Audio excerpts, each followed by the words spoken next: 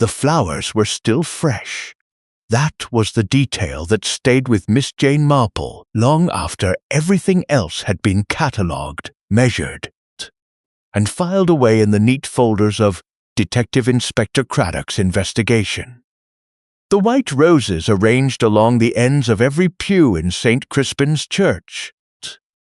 The trailing ivy wound through the altar screen, the small posies tied with ivory ribbon to the backs of the chairs in the Hartwood Hall dining room, all of it still perfectly, heartbreakingly fresh. As if the church itself had not received the news, she stood in the doorway of the dining room at 7 o'clock on a Sunday morning and counted the chairs. 8. 8 place settings laid with the heartwood silver, 8 crystal glasses still faintly clouded with the ghost of champagne, 8 linen napkins folded into the shapes of swans.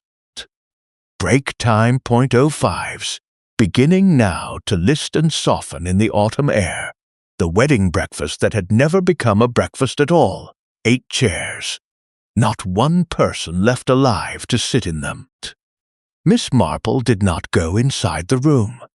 She had learned, over a long lifetime of observing the worst that human nature could produce, that some scenes were best understood from the threshold. One saw more clearly that way. One did not disturb things. She stood and looked, and what she felt was not the shock that Inspector Craddock's young sergeant would later describe. White-faced, hands trembling as he took his notes, but something older and quieter. A particular sadness. The sadness of being right about something one had very much wished to be wrong about. Because she had known, you see. Break time. Not in the way that policemen meant when they spoke of knowing.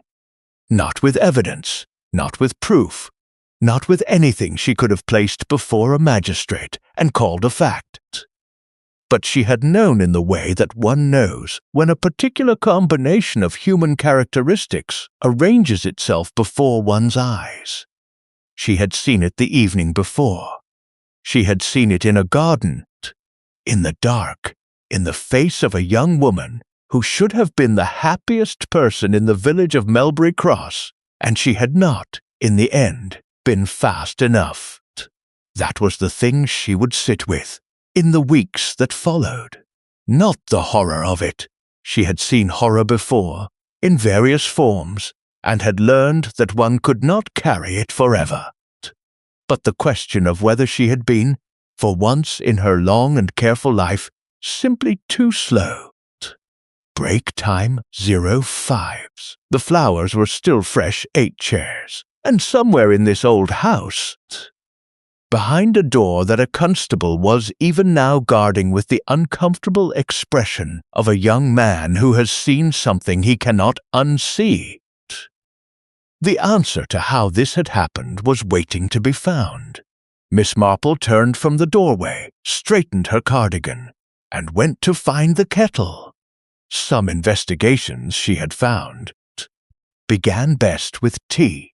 Melbury Cross was not, strictly speaking, Miss Marple's sort of village. St. Mary Mead, where she had lived for the better part of 7 decades, was a village of a particular and well-understood kind, comfortable, moderately prosperous, its social strata as clear and predictable as the layers of a good Victoria sponge. One knew where one was in St. Mary Mead. One knew who was who and what they were likely to do. Break time 05s. And when they were likely to do it, and the rare occasions when someone deviated from expectation stood out with the satisfying clarity of a wrong note in a familiar hymn. Melbury Cross was different. It was older money, for one thing.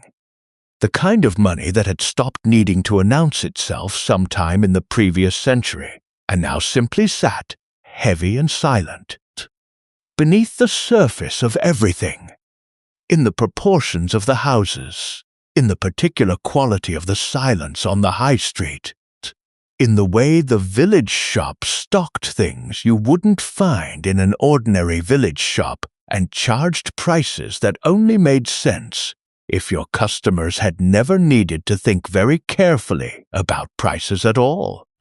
Miss Marple had come because of Constance Albright. Constance was 71, 3 years Miss Marple's senior, break time equaled 05s, and had been her closest friend since the autumn of 1931, when they had found themselves seated beside one another at a particularly tedious lecture on Byzantine ecclesiastical architecture, and had spent the better part of 2 hours exchanging notes of quiet commentary on their fellow audience members. They had corresponded faithfully ever since.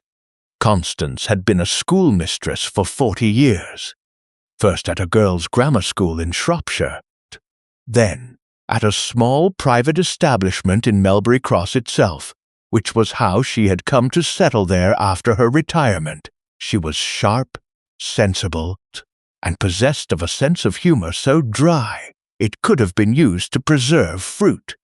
Miss Marple was very fond of her indeed. The invitation had arrived in the second week of October, not from Constance herself, break time 05s, but from Constance on behalf of the occasion, the wedding of Miss Eleanor Vane to Mr. Oliver Hartwood, to be celebrated at St. Crispin's Church, Melbury Cross, on the 15th of October, with a wedding breakfast to follow at Hartwood Hall. Miss Marple was invited as Constance's guest. In the general category of family friends and village worthies who would swell the pews and add to the atmosphere of respectable celebration. She had almost declined. Weddings were delightful in principle and frequently exhausting in practice, and the journey from St. Mary Mead to Melbury Cross involved 2 changes of train and a taxi whose driver, on the occasion of her last visit 3 years ago, had held opinions about the state of the nation which he had shared at considerable length and volume.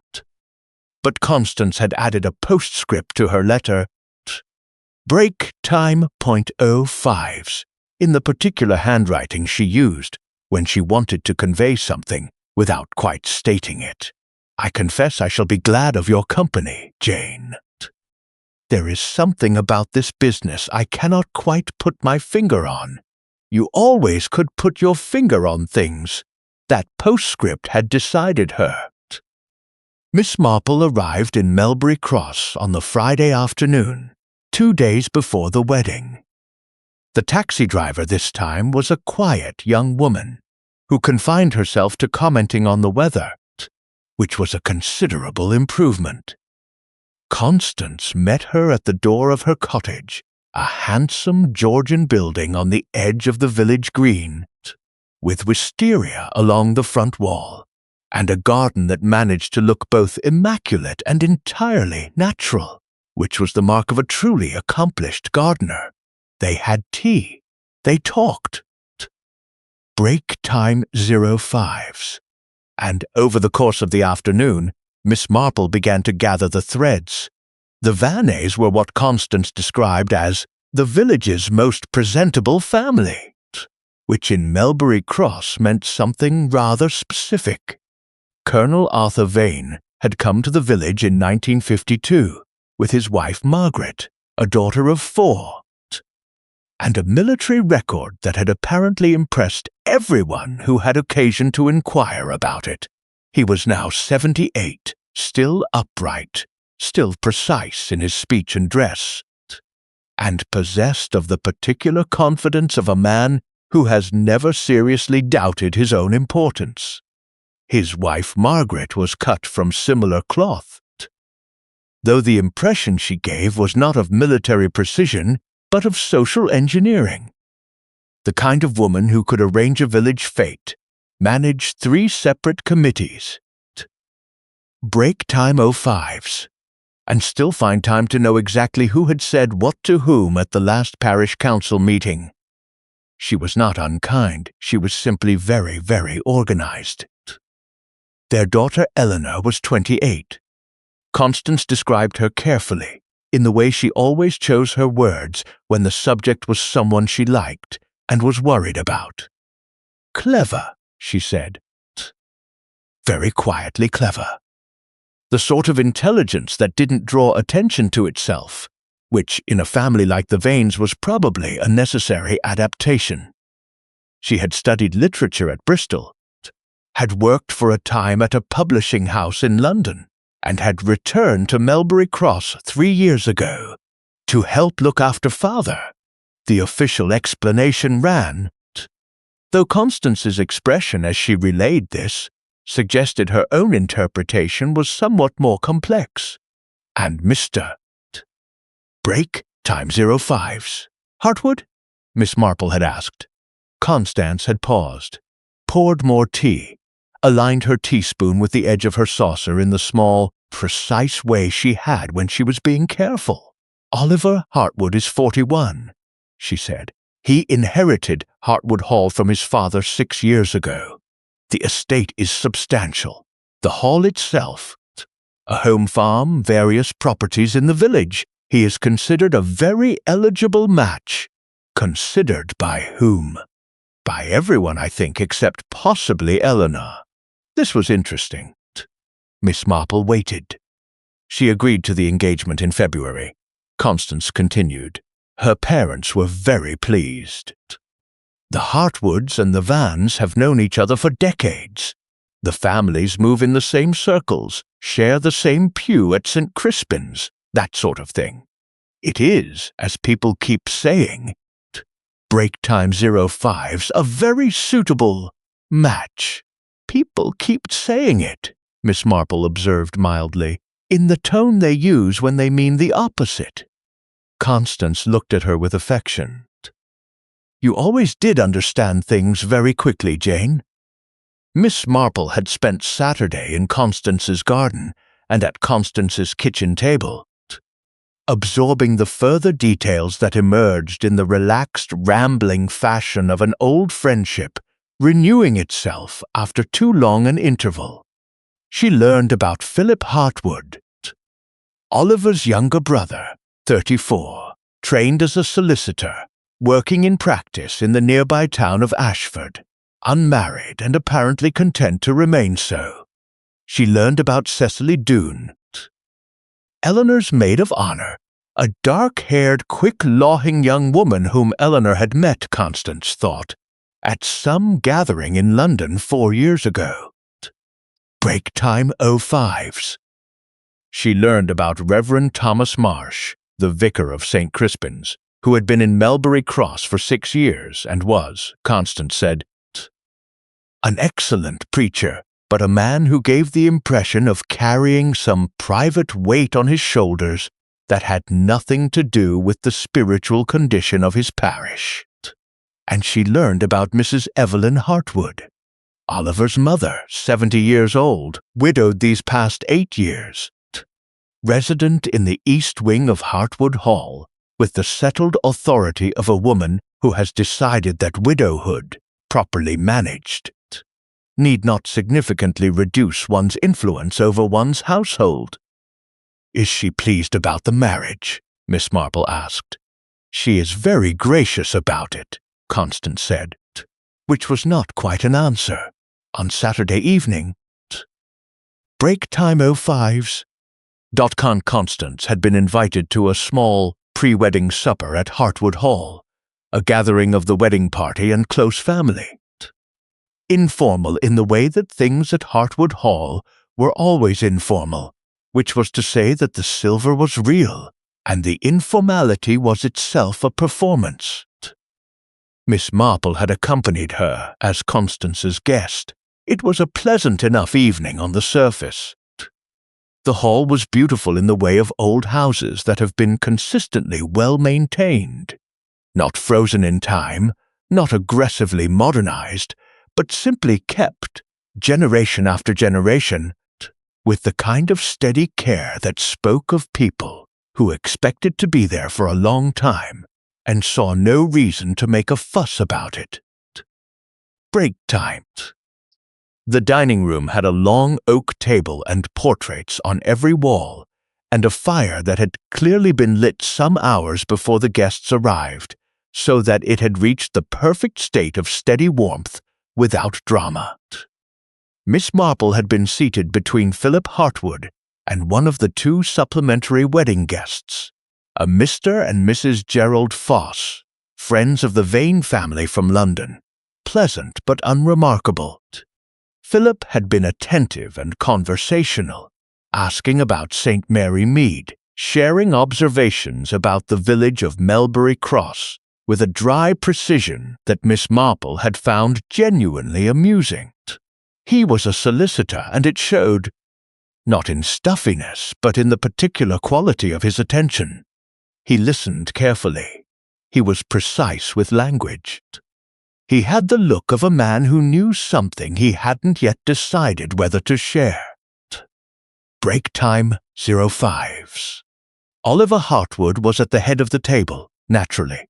He was a large, handsome man in the way of English gentlemen of a certain background. Fair, well-built, with an easy manner that might have been genuine warmth, or might have been 41 years of practice at appearing warm. He had proposed toasts, told stories, refilled glasses. He had not, Miss Marple noticed, looked at Eleanor once during the soup course, nor during the fish. She had needed to watch through the main course before she could be certain it was not coincidence. Eleanor sat at the other end of the table, between the Reverend Marsh and Cecily Doone. She was lovely in a quiet, considered way, dark-haired like her mother. Break time. 05s. With eyes that were very steady and a smile that appeared regularly and completely, and somehow managed nevertheless to give the impression of a person who was thinking about something else entirely. She laughed at the right moments. She answered questions with grace. She touched the stem of her wineglass every few minutes in a small rhythmic gesture that stopped the moment she noticed it. Cecily Doone talked a great deal. This was not in itself unusual. Miss Marple had known many people who talked a great deal, and the habit was not necessarily indicative of anything except sociability or nerves or the particular kind of personality that found silence uncomfortable. But there was something in the manner of Cecily's talking that caught Miss Marple's attention and held it. She was very gay. Conspicuously, break time, .05s, energetically gay, the kind of gaiety that requires effort. Her laughter was half a beat too quick.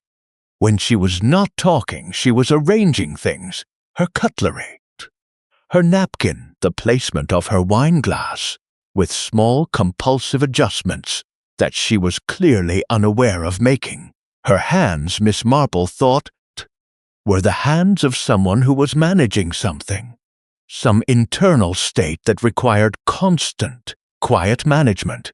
After dinner, the party had moved to the drawing room, and Miss Marple had moved with the easy, unobtrusive drift of someone whose age makes them essentially invisible at social gatherings, a condition she had long since ceased to resent and had instead learned to use with considerable effectiveness. It was at 9:30. Break time. Dot stepping out through the French doors for a breath of air that her doctor had not actually prescribed, but which seemed sensible given the warmth of the room that she had seen Eleanor. The garden at the back of Hartwood Hall was large and dark, the lawn running away from the terrace into shadow. The shapes of old trees just visible against a sky that was thick with October cloud. The light from the drawing room fell in a warm oblong across the flagstones of the terrace, and then stopped. And beyond that stop the garden was its own quiet world. Eleanor was standing at the far edge of the terrace, her arms folded against the cold, her back to the house. She was not crying. She was very still. with the particular quality of stillness that comes not from calm but from a person who is holding something very carefully in both hands and does not dare to move. Miss Marple had stood quietly in the shadow of the doorway, and had not announced herself, which was perhaps not the most socially conventional choice, but which she had found, over the years, to be frequently the most instructive one. Eleanor had spoken very quietly, to the dark garden, to the cold October air, to no one at all. "I should have stopped this," she said. "I should have found the courage to stop this."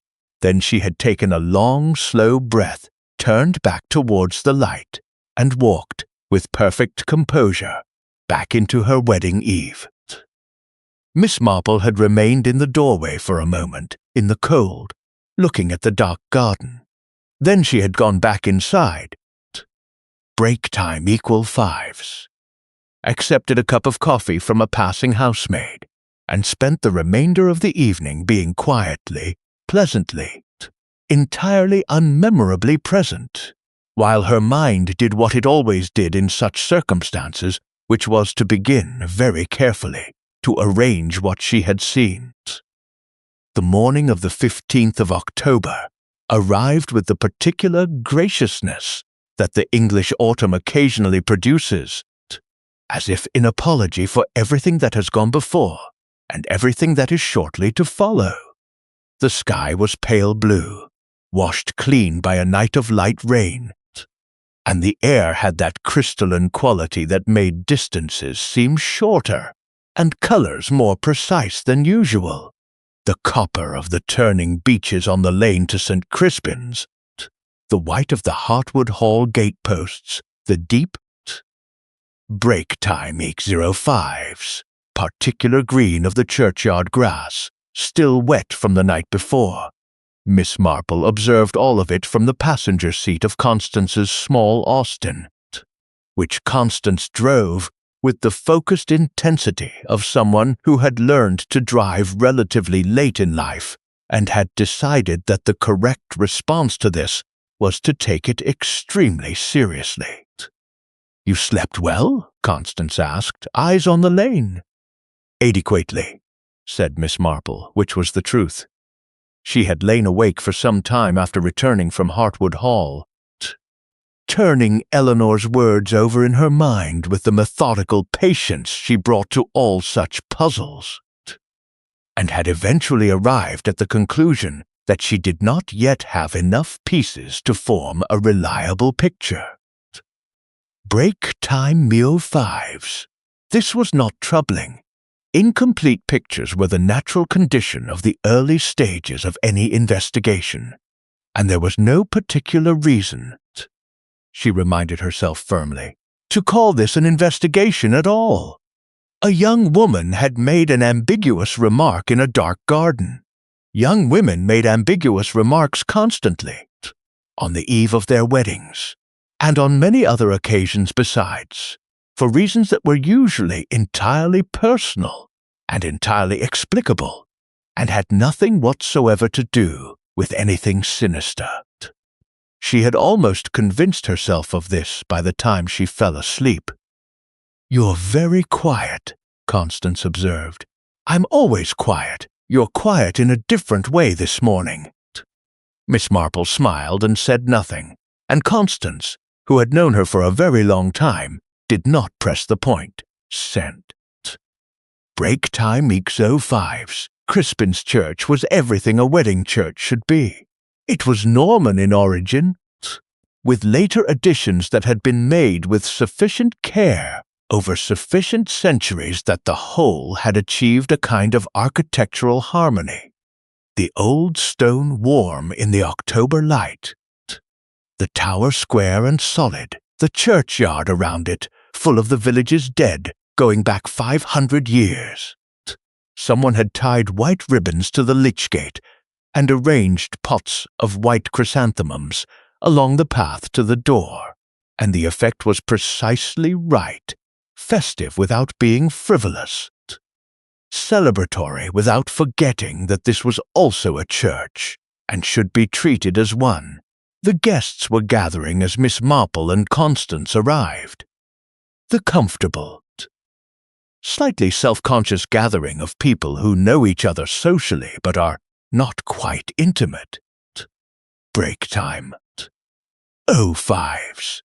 Exchanging comments about the weather and the flowers and the general loveliness of the occasion with the practiced ease of people who have attended many such events and know the forms very well indeed.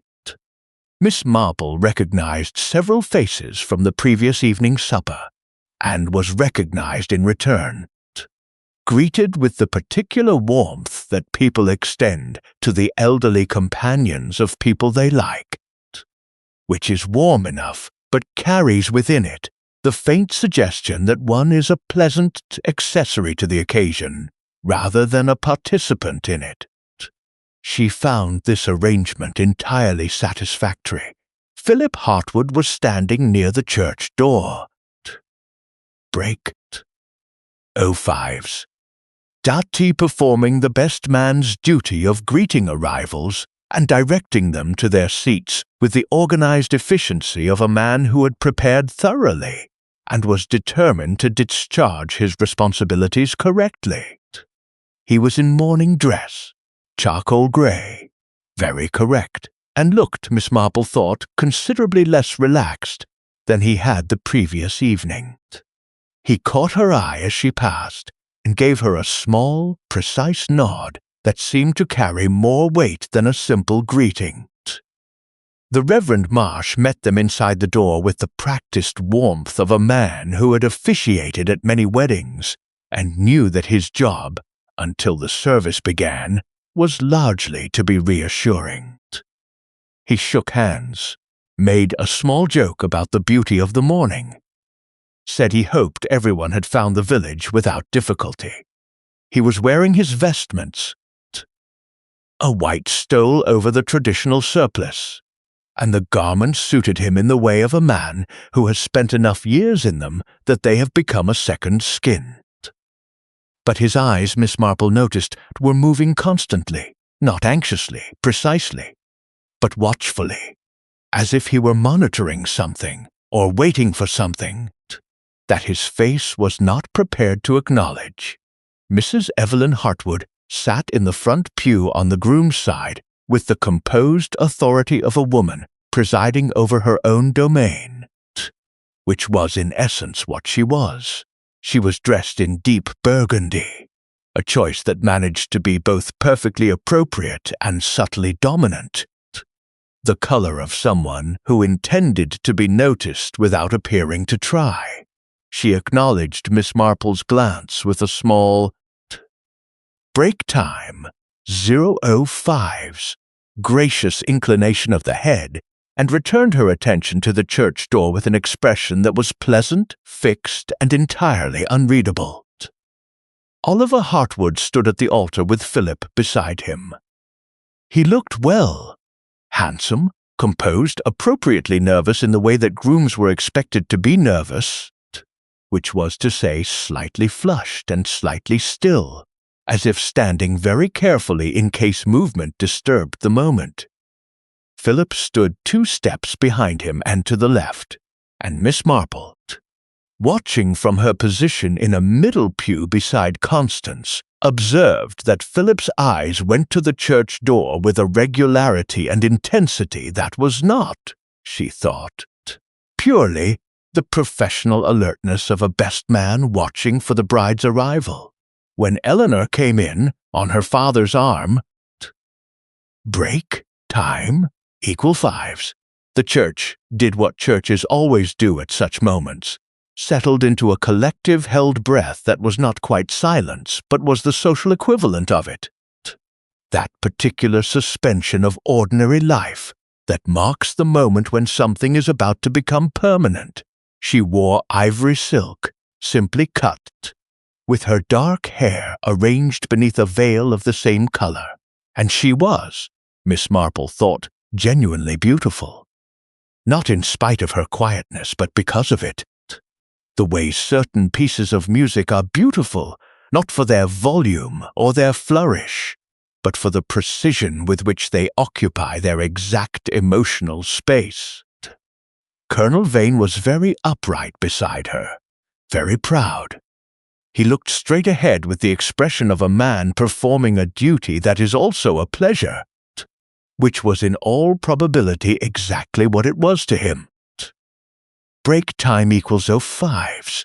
What his daughter's expression was, beneath the veil, Miss Marple could not quite determine from her angle in the pew. She caught only a glimpse of Eleanor's profile as the procession passed, the line of her jaw, the set of her shoulders, and one other thing, very small and very fleeting, a single slow breath, taken with great deliberateness, and then released. The kind of breath one takes before something difficult. The service was conducted with beautiful economy by Reverend Marsh, who had whatever gift it is that distinguishes the gifted clergyman from the merely competent one.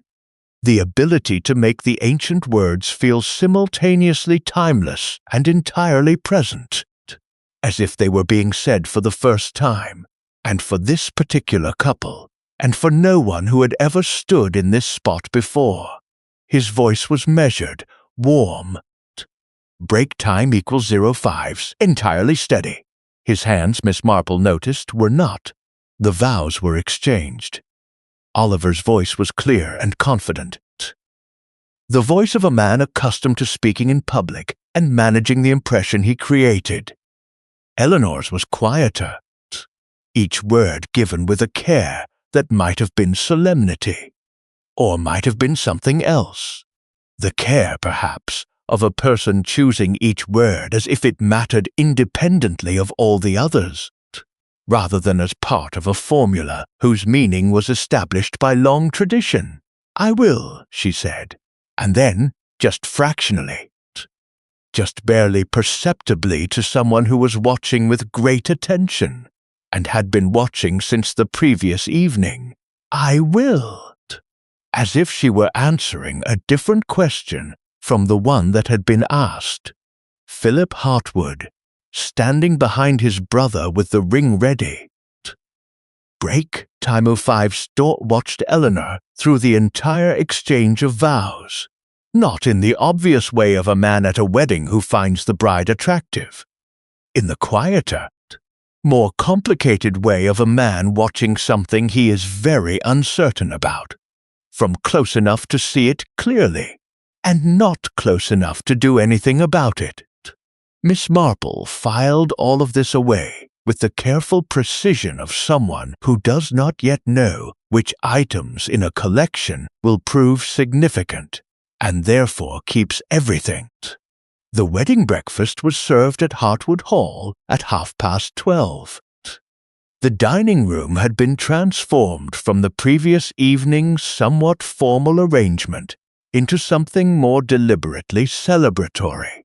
Fresh flowers on every surface. The long table extended to its full length and laid with a white cloth. Break time 05s. The silver candlesticks polished to the point where they seemed to generate their own light rather than merely reflecting the sun that came through the tall windows. It was, Miss Marple thought, a room doing its absolute best. There was something in that, in the effortfulness of the beauty, that was touching and slightly melancholy, though she could not immediately have said why. The party numbered 11 at table. Oliver and Eleanor at the heads, Colonel and Mrs. Vane, Philip Hartwood, Cecily Doone, Reverend Marsh, Mrs. Evelyn Hartwood, the Fosses, Constance, and Miss Marple herself. A small wedding breakfast for a small wedding. Intimate.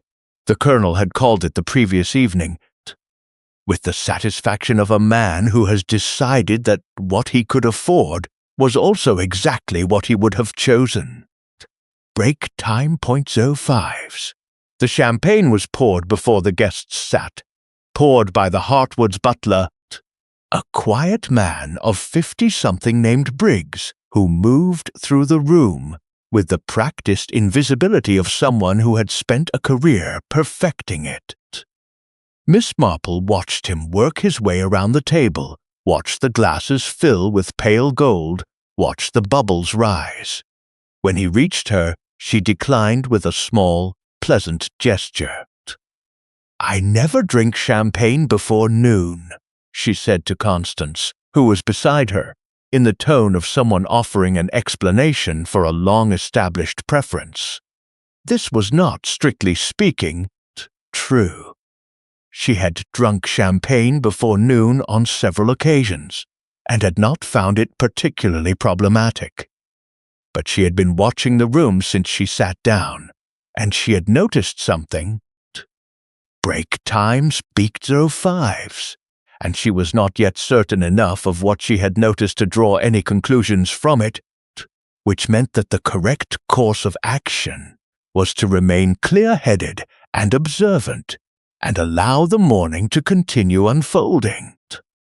Philip proposed the first toast with the well-prepared ease of a man who had written and rewritten his remarks until they sat comfortably in his mouth.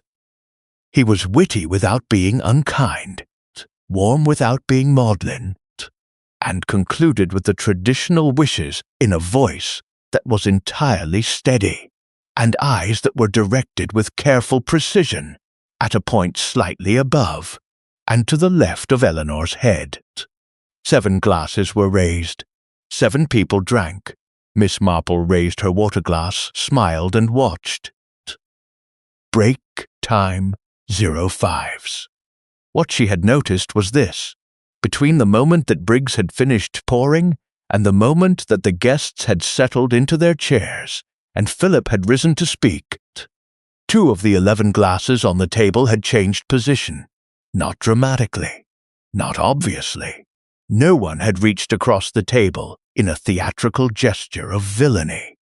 It had been a small, natural-seeming shift, the kind of adjustment that happens when people settle into their seats and move things slightly to accommodate elbows and serving dishes, and the general comfortable rearrangement of a group of people making themselves at home. The kind of adjustment that is invisible unless one happens to have been watching very carefully from the moment one sat down and has an extremely precise memory for spatial arrangements. Miss Marple had both. She could not be entirely certain, at this point, that what she had seen was significant. Glasses were moved at table constantly for entirely innocent reasons. She noted it, added it to her collection, and returned her attention to the room. The breakfast proceeded with the pleasant, slightly overheated quality of wedding breakfasts in general. The food excellent. The conversation a mixture of genuine warmth and social performance. The wine replenished at regular intervals by the silent Briggs. Miss Marple ate moderately, drank water, and listened with the focused attention she brought to any room where something was happening beneath the surface of what appeared to be happening. Mrs. Evelyn Hartwood was seated 3 places to Miss Marple's left, and the conversation in that direction was largely managed by Mrs. Hartwood Sr. Break time 05s, with the practiced ease of a woman who had been managing conversations for 50 years and saw no reason to stop now. She was gracious to everyone. To Constance, to the Fosses, to the Reverend Marsh, who sat on her left, and seemed grateful for her social competence in the way of a man who was not, himself, at his best. She spoke of the hall with the proprietary affection of someone who considers it essentially hers, regardless of what the legal documents might suggest. She made appropriate references to Oliver's qualities and to Eleanor's family. She was, in every observable respect, a perfect hostess performing the role of a perfect guest. And yet, when she addressed Eleanor directly, which she did 3 times over the course of the breakfast, always with perfect courtesy, break time equals 05s, always with a smile that reached the correct muscles, There was something in her regard that Miss Marple had encountered before in other contexts, on the faces of other people who had believed themselves to be managing a situation rather than participating in one. A certain quality of assessment. The way one looks at a problem one is confident of having solved, which is subtly different from the way one looks at a person one is genuinely glad to know. Cecily Doone sat beside Eleanor and was, as she had been the previous evening, conspicuously animated. She laughed at everything. She touched Eleanor's arm frequently in small, spontaneous, seeming gestures of affection. Break time. Oh, fives. She spoke across the table with the free energy of someone who is either naturally extroverted or who has decided that the correct way to manage this particular morning is to fill every available space with sound and movement, leaving no room for anything quieter to establish itself. Her hands continued to arrange and rearrange the objects nearest to her, the salt cellar, her dessert spoon, the small posy of flowers at her place setting. She was, Miss Marple thought, the busiest pair of hands at a table of 11 people. She had also, Miss Marple now noted, spent the better part of the fish course with her eyes on the kitchen door. The morning passed. Toasts were made. Colonel Vane gave one of extraordinary length and almost impenetrable structure. Break time. All fives full of military metaphors and references to family history that seemed to comfort him deeply and mildly baffled everyone else. Oliver responded with brevity and charm.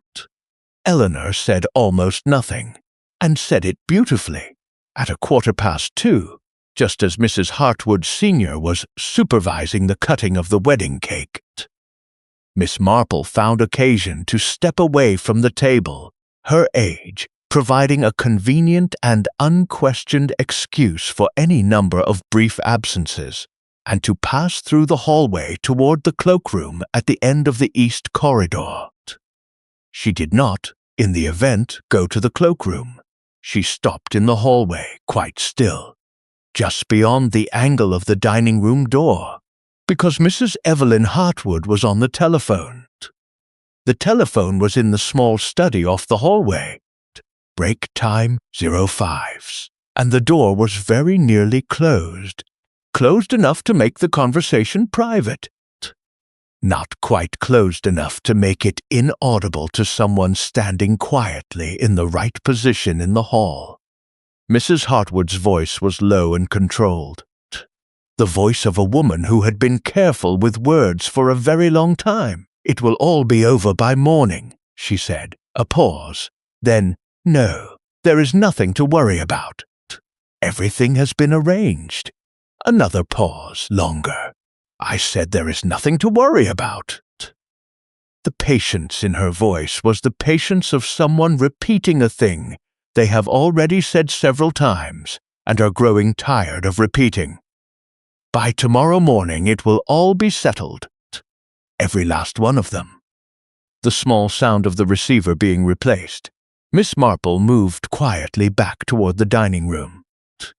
Break time 05s, her face pleasant and unhurried, her mind doing what it always did in such moments, not leaping to conclusions, because she had learned over many years that leapt to conclusions were the enemy of accurate thinking, but arranging what she had heard alongside what she had already observed, and turning the arrangement carefully and examining it from several angles. It will all be over by morning. Every last one of them. She returned to her seat, accepted a slice of wedding cake, and began with great care and considerable urgency to think the afternoon settled over Hartwood Hall with the unhurried ease of October sunshine, warm enough to be pleasant, cool enough to remind one that warmth was temporary, that the season was turning, that the long, slow lean toward darkness had already begun. Break time 05s. The wedding party drifted from the dining room to the drawing room, and then, for those who preferred it, out to the terrace, where someone had arranged wrought iron chairs and small tables with the slightly optimistic confidence of people who have decided that mid-October in England is still garden weather, if one is determined enough about it. Miss Marple chose the terrace. She chose it not for the air, though the air was pleasant, but for the angle. From the chair she selected, third from the left along the terrace wall, positioned with her back to the stone balustrade and her face toward the long windows of the drawing room, she could see both the room inside and the garden beyond the lawn. Break time. 05s, and could observe the movement of the party between these spaces with the comfortable invisibility of a woman of her age and apparent preoccupation, who was sitting quietly with a cup of tea and, at present, no particular conversational obligations. Constance settled beside her with a cup of coffee and the relaxed expression of someone who is genuinely enjoying themselves and does not know there is any reason not to. "A beautiful day for it," Constance said. "Yes," said Miss Marple. "Beautiful."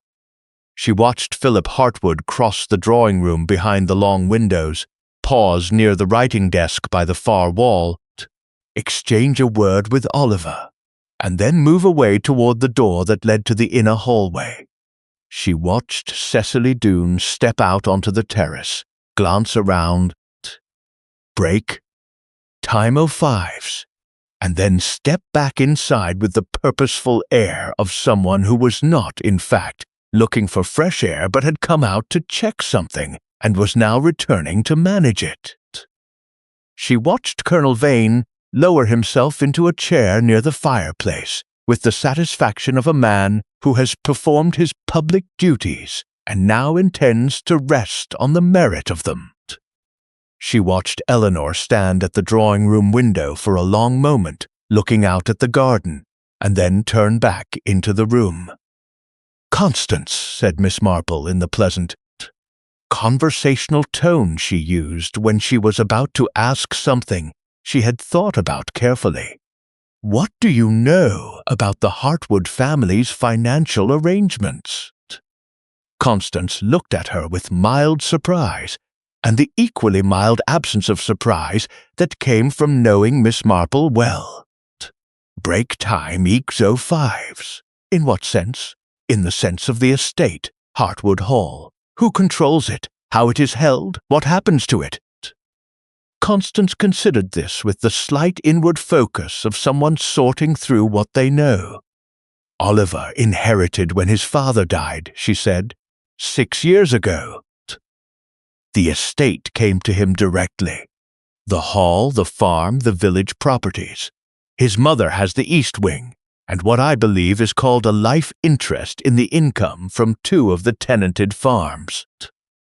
Philip received a sum of money and no property, which I remember caused some difficulty at the time, though it was never discussed openly. Some difficulty between the brothers. Between Philip and his mother, I think, rather than between the brothers. Though I am speculating, it was not the sort of thing people said directly. She paused. "Why do you ask?" "Break time .05s, Jane? I am thinking about the will," Miss Marple said pleasantly. "Wills are interesting things. They are a person's last statement about how they understand the world and the people in it. And they change, of course. People's understandings change." Constance was quiet for a moment. Then she said, in a slightly different tone, "There was something, Mrs. Penrose. She is the postmistress. She knows everything that passes through this village. Mentioned last week that a solicitor's car had been at Hartwood Hall twice in the past month. She thought it was something to do with the estate and the marriage settlement, which would be natural enough. But she said the second visit was very short, and that the solicitor, A man she didn't recognize. Break time 05s, not the family's usual firm, left looking as though the meeting had not gone as he expected. Miss Marple absorbed this. And the family's usual firm, would that be Philip's practice? Constance blinked. Yes. I believe Philip does handle some of the Hartwood legal affairs. I hadn't connected that. She looked at Miss Marple with an expression that was becoming, by degrees, rather less relaxed than it had been. Jane, is something wrong? I expect everything is perfectly fine, said Miss Marple, in the tone she used when she meant something quite different. Tell me about the house. That corridor. The first floor. There is a door at the east end that was closed this morning. Is that unusual? Constance frowned, reaching back. I've been in the hall perhaps a dozen times over the years. Break time 05s. There is a room at the east end of the first floor gallery. I always understood it was a study of some kind. The previous Mr. Hartwood used it as his private office. I've never been inside it. Was it locked this morning? How would you know whether it was locked? I tried the handle, said Miss Marple simply, when I went upstairs before the breakfast, out of curiosity. She paused. It was locked, and there was a smell coming from beneath the door. A smell? Burning paper, said Miss Marple. Very faint, but unmistakable. Constance put down her coffee cup. Before she could speak, the glass doors to the terrace opened, and Philip Hartwood came out with the slightly purposeful air of someone who has decided to do something, and is in the process of doing it. He paused when he saw them. Break. Time. And for a fraction of a second Miss Marple saw him make a small internal calculation. Then he came toward them with the easy manner that his legal training had. She suspected, considerably refined. Miss Marple, he said, do you mind if I join you? The room inside has become rather warm. Not at all, said Miss Marple warmly. Please do. We were just enjoying the garden. He sat, declined the offer of tea, and for a moment said nothing, looking out across the lawn with the expression of a man composing himself to say something he has been composing himself to say for some time. You are an observant woman, he said at last. I am a very old woman, Miss Marple replied pleasantly, which amounts to much the same thing, after a sufficient number of years. Philip looked at her directly. He had, she thought, break time 05s, a good face for a solicitor, clear-eyed, precise, not unkind. I find I want to ask you something which is perhaps impertinent. Ask, said Miss Marple. What do you make of this? He paused. Not the wedding in general. I mean, this, the family. I watched you this morning, during the service and at breakfast, and you were watching. The way a person watches when they are not merely enjoying themselves. Constance made a small sound. Miss Marple kept her expression pleasantly neutral. I watch everything, she said. It is a habit of very long standing. I find people endlessly interesting. She tilted her head slightly. Though I might return your question, Mr. Hartwood. You were watching too this morning. And not, I think, break time equal 5s, merely because it was your duty as best man to ensure the proceedings went smoothly. Something shifted in Philip's expression. Not quite relief. Something more complicated. The expression of a man who has been carrying something alone for long enough that the possibility of not carrying it alone feels both welcome and alarming. 3 weeks ago, he said carefully, I came across a document. I came across it in the ordinary course of my work, a filing matter, nothing dramatic. But the document was one I should not have been able to find, because the document, to the best of my legal understanding, should not exist. He stopped, looked at his hands. then looked back at Miss Marple. "I don't wish to say more than that. Break time equals 5s. But I want to ask you, as a woman of some experience in human affairs, whether you think I am right to be concerned about the document," Miss Marple said. "About everything," said Philip quietly. "About this whole business." Miss Marple regarded him for a moment with the full, careful attention she reserved for people who were telling her something true. "I think," she said gently, "that when a person of sound judgment and legal training finds themselves asking whether they are right to be concerned, the answer is almost always yes." She paused. "And I think, Mr. Hartwood, break time equals 05s, that if you know something that is relevant to the safety or well-being of anyone in that room." She inclined her head toward the drawing-room windows. "Then, the time to share it is probably not after whatever is worrying you has had opportunity to become a great deal worse." Philip looked at her for a long moment. Then he said, "You know something too, don't you?" "I notice things," said Miss Marple. "Whether they mean anything is always the question." He was quiet. Then he stood, straightened his jacket, and looked out at the garden. "I'll think about what you've said," he said. "Thank you, Miss Marple." He went back inside. Constance watched him go. Then she turned to Miss Marple with an expression that had fully abandoned any pretense of relaxation. "Jane," she said firmly and quietly, "break time 005s. What is happening?" "I'm not entirely sure yet," said Miss Marple honestly, "but I think we should stay quite close to the drawing-room this afternoon." The drawing-room of Hartwood Hall was one of those rooms that accumulates the evidence of generations without quite meaning to. Side tables bearing objects of varying provenance. Bookshelves holding volumes that had clearly been arranged by someone's idea of aesthetic order rather than any system of use. Portraits of Hartwood ancestors looking down from the walls, with the expressions of people who had been told to look significant and had done their best. It was a room that breathed old money and old habit, comfortable in its own particular way. A room in which it would have been very easy to spend an afternoon doing nothing at all. Miss Marple spent it doing a great deal. Break time 05s.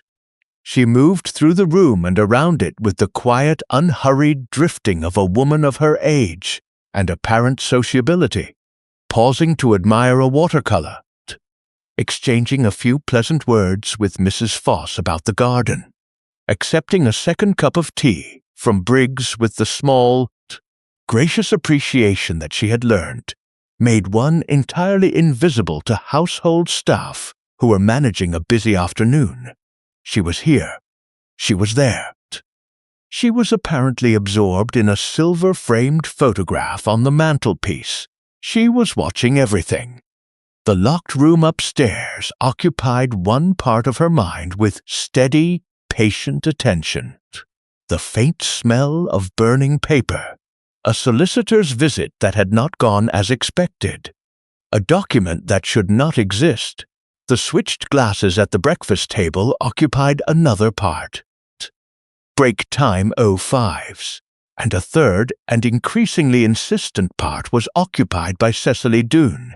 Cecily was working the room with tremendous energy, talking, laughing, moving from group to group, with the restless fluency of someone who could not be still.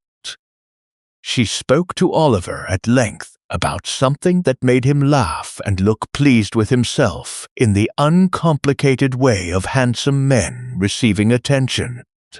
She spent 15 minutes with Mrs. Foss comparing opinions on London restaurants. She exchanged a few words with the Reverend Marsh that ended with him nodding several times in the manner of a man agreeing to something he is not sure he has understood. And then, at 20 minutes past 3, she went to the kitchen, This was not in itself unusual. Guests at an informal afternoon reception wandered to kitchens occasionally to request things. Break time .05s, to compliment things, to exercise the vague but persistent English conviction that the kitchen was where the real life of a house was conducted. Miss Marple had done it herself on many occasions, but Cecily did not go to the kitchen to talk to anyone. Miss Marple had positioned herself near the doorway to the service corridor at the relevant moment, examining, with apparently absorbed interest, a small landscape painting that hung in the alcove beside it, and she saw Cecily go through the door, saw her glance behind her first with the quick, involuntary check of someone who is used to not being watched, and saw her carry in her left hand a small object, dark and cylindrical, no larger than a perfume bottle. She was inside for 4 minutes. She came back with nothing in her hand, and her expression was, if anything, break time equal 5s, slightly more relaxed than it had been. Her hands, for the first time all day, had stopped their rearranging. Miss Marple returned her attention to the landscape painting, which depicted a Scottish loch at sunset with a small boat in the foreground, and thought about this with great care and increasing gravity. The afternoon tea was served at 4 o'clock. Hartwood Hall's cook, a substantial woman named Mrs. Briggs, wife of the butler, which gave the household a pleasingly self-contained quality, had produced a spread of considerable excellence.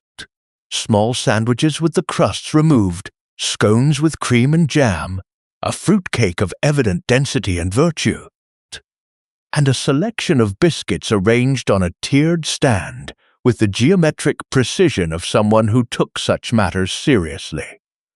The tea was poured and distributed. Break time 05s. The party gathered itself from its various afternoon positions, the terrace, the garden, the drawing-room corners, and assembled around the table with the slightly renewed sociability of people who have been given a shared purpose after a period of drifting. Miss Marple accepted her tea. She looked at the sugar bowl. It was a pretty thing, silver, matching the rest of the Hartwood tea service, with a small pair of tongs resting across the rim. She had last seen it that morning at the wedding breakfast, filled with white sugar cubes of uniform size. It had been on the far end of the table, near Mrs. Evelyn Hartwood, and Miss Marple had not had occasion to use it. It was now at tea on her end of the table, within easy reach, and the sugar in it was not, she was now quite certain, precisely the same color it had been that morning. Break time go 5s. The difference was minimal, very slightly less white, very slightly more the faint ivory of sugar that has been subjected to some addition or substitution. The kind of difference that one would not notice at all, unless one had been looking very carefully at sugar bowls all day. Miss Marple did not take sugar in her tea. She had not taken sugar in her tea for 37 years, since a doctor had suggested that she might find it beneficial to reduce the habit, and she had decided, as she decided most things, to do so completely rather than by halves. It was not a point she ordinarily made. She simply declined the sugar bowl when it was offered and thought nothing further of it. She declined it now, with the same quiet ease, and noticed as she did so that Cecily Doone, 3 seats away, watched her do it. It was a moment only. Break time equals 05s. Cecily's gaze passed on immediately, returned to whatever conversation she was sustaining, and her expression showed nothing. Nothing at all. The practiced blankness of a face that has decided not to react. Miss Marple stirred her sugarless tea and felt, with a clarity that was not comfortable, the pieces she had been collecting all day begin to arrange themselves into a pattern. The switched glasses at the breakfast table, the small dark bottle carried into the kitchen, the sugar bowl that was not quite the same, and Cecily Doone's hands, which had spent the entire day managing something, and had stopped for the first time after the visit to the kitchen. The pattern that was forming was not a pleasant one. It was, in fact, break time 05s, one of the most unpleasant patterns Miss Marple had encountered in a long acquaintance with the patterns that human malice could arrange. Because if what she was thinking was right, and she was not yet certain it was right, she was not yet certain enough. She needed more. Then, what was happening in this comfortable, flower-filled, sunlit house was not happening to one person. It was not a private drama between two people or a family dispute that had taken a violent turn, or any of the more contained forms that human wickedness usually chose to take. If what she was thinking was right, then the wedding breakfast and the afternoon tea had been, between them, a mechanism, and the mechanism had been set for everyone. She set down her teacup. She looked around the room with quiet, careful precision. Oliver. Break time 5s. Lawing at something Colonel Vane had said. Eleanor, beside him, her hands folded in her lap, looking at the window. Philip, who had not taken sugar either.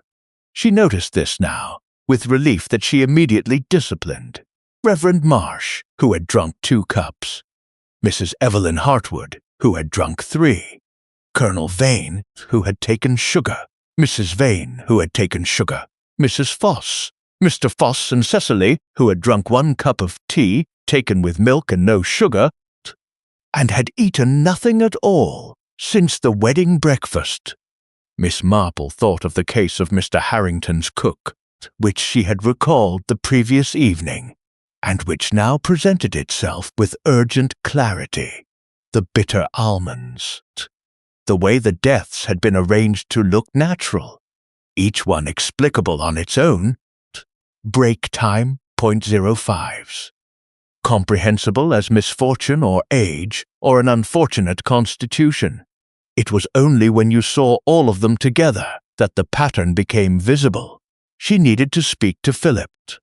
She needed to speak to Eleanor. She needed, above all, to establish what she did not yet know, because there was still something she did not know. Something at the center of this arrangement that she was circling but had not yet reached, and without it, she could not be certain enough to act. And if she acted without certainty, she might make things worse. And if she did not act, she needed, in short, to move quickly and quietly. And now she set her napkin beside her cup, smiled at Constance, and said pleasantly, I wonder if I might trouble Briggs for a small glass of water. The tea is rather warm today. And she went to find Philip Hartwood. Break time 05s. She found him in the library. He was standing at the window that looked out over the east side of the garden, not reading, not looking at anything in particular, simply standing with his hands in his pockets, and the expression of a man who has been thinking hard and unhappily for some time, and is not sure the thinking has helped. He turned when she came in, looked at her face, and something in what he saw there made him straighten very slightly, the way people straighten when they understand that what they were dreading has arrived. Tell me about the document, said Miss Marple. She said it quietly and without preamble, because there was no longer time for preamble. Philip looked at her for a moment. Then he said, It was a will, a second will, dated 4 weeks ago, superseding the will that I had on file for Oliver. In the new will, break time 0.05s, the entire Hartwood estate, the hall, the properties, everything passes not to Oliver's wife in the event of his death, but to a beneficiary I did not recognize. A company. registered in the Channel Islands. And in the event of Oliver's death, without the new will being known to exist, the estate would fall under the terms of the previous will, which leaves everything to the spouse. He paused.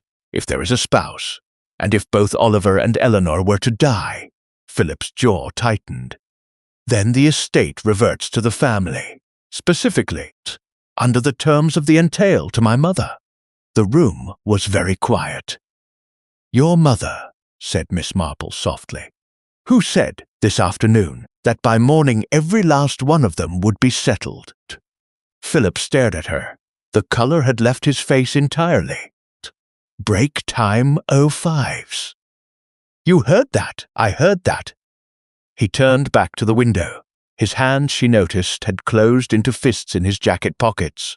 I told myself I had misunderstood the document, that there was a legal explanation I hadn't seen. I told myself, yes, said Miss Marple gently.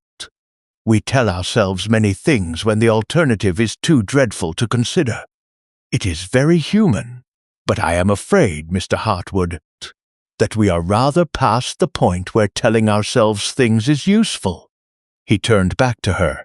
His voice, when he spoke, was very controlled. What do you need me to do? Miss Marple told him. And then she went to find Eleanor. Eleanor was in the rose garden. It was a walled enclosure at the western side of Hartwood Hall. Break time 05s. Separated from the main garden by a low stone wall and an iron gate that someone had painted black at some point in the past decade and not repainted since, so that the black was beginning to silver at the edges in the way of iron things that are left to their own honest weathering. The roses were past their best. It was October, and the last flush of late-season bloom had given way to hips and bare stems and the particular skeletal dignity of rose bushes in autumn, which is a different kind of beauty from the summer kind, but a beauty nonetheless.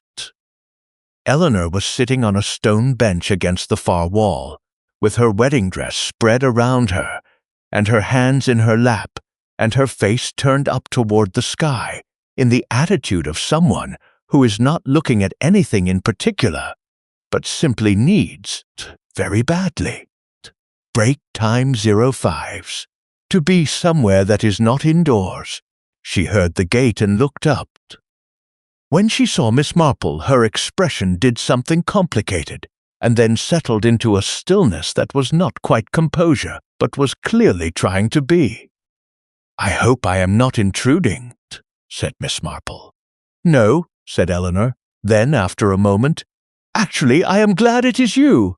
Miss Marple came and sat beside her on the bench. The stone was cold through her cardigan. The sky above the walled garden was deepening toward the particular blue that precedes dusk, that color that has no reliable name in English, though several other languages have attempted one. Somewhere beyond the wall, a wood pigeon was conducting a conversation with itself in the unhurried way of wood pigeons, which have never appeared to feel any urgency about anything. Time 05s. For a moment, neither of them spoke. Miss Marple had learned over a very long life that silence offered to a person who needs to speak is one of the more useful things one can offer, and that the instinct to fill silence with reassurance is usually more about the comfort of the person offering it than the person who needs it. Eleanor spoke first. I have been sitting here, she said carefully, trying to decide whether I am a coward. And what have you concluded? That the question is irrelevant, that it doesn't matter now whether I was a coward. What matters is what I do next. She turned and looked at Miss Marple directly, and her eyes were very steady and very dark and entirely without self-deception. You know something is wrong. I know several things are wrong, said Miss Marple. Break time 05s. I was hoping you might help me understand which of them you know about. Eleanor looked at her for a moment longer. Then she turned back to the sky. I knew Cecily before I told anyone I knew her, she said. Before the official story, the London gathering 4 years ago, the natural friendship. I knew her 7 years ago. She came to Melbury Cross to visit a relative, an elderly cousin who lived on the far side of the village. I was 21. We spent 3 weeks in the same social circle and I thought we became friends. Real friends, the kind you don't find often, she paused. Then she left. We exchanged letters for a year. And then the letters stopped. And I heard from someone that she had taken a position in a research laboratory in the north. Pharmaceutical chemistry, very specialized work. Break time equals 05s. I didn't hear from her again for 3 years. And when she reappeared, Miss Marple asked. She contacted me out of nowhere. Said she had been through a difficult period, that she had missed me, that she wanted to renew the friendship. She came to London. I was living there at the time. She was exactly as I remembered her. Funny and quick and warm. Eleanor's voice did not change, but something in her posture tightened, almost imperceptibly. Too warm, perhaps. Looking back, too eager. As if the friendship mattered to her in a way that was slightly beyond what the friendship itself explained. And Oliver? She met him through me. Within 6 months of reappearing in my life, she met Oliver. Within a year, Oliver and I were engaged. She stopped. The wood pigeon had fallen silent. I don't think that was a coincidence. Break time equals 05s. I have thought about it for a long time, and I cannot make it into a coincidence, however much I have tried. Miss Marple waited. 2 months ago, Eleanor said. I found something in Cecily's bag. I was not searching. I want to be clear about that. She had left her bag on my kitchen table and something had fallen from it. And when I picked it up, I saw a piece of paper beneath it. The piece of paper had Oliver's name on it. And beneath Oliver's name, the names of everyone who has been invited to this wedding. She paused, with dates beside them. And the dates were all the same, the 15th of October, said Miss Marple. Yes, did you confront her? I put the paper back. I told myself I had imagined what I had seen, that it was something innocent, a guest list, a planning document. Break time .05s, something ordinary that I had invested with sinister meaning because I was anxious about the wedding. She looked down at her hands. I am very good at telling myself things, Miss Marple. I have been doing it for 2 months. And last night, said Miss Marple gently, in the garden. Eleanor was quiet for a moment. Last night I stopped telling myself things. I went outside because I could not breathe inside, and in the cold air I finally allowed myself to think what I had been refusing to think, that the paper was real, that the dates were what they appeared to be, that something was going to happen at this wedding that I had the information to prevent, and had instead done nothing about, because I could not face what doing something would mean. What would it have meant? Eleanor turned to her. Break time .05s. It would have meant that Cecily, the person I believed was my closest friend, had been using me for 7 years. That she reappeared in my life not out of any feeling for me, but because I was useful. That the friendship I thought I had recovered was entirely constructed. She said the word with the precise flatness of someone who has tested it many times and has made themselves say it clearly. And it would have meant involving the police and scandal. And the end of something I had managed to believe in against my better judgment for a long time. She squared her shoulders. It was a very small movement and a very large one. I should have stopped it, she said. I should have gone to someone.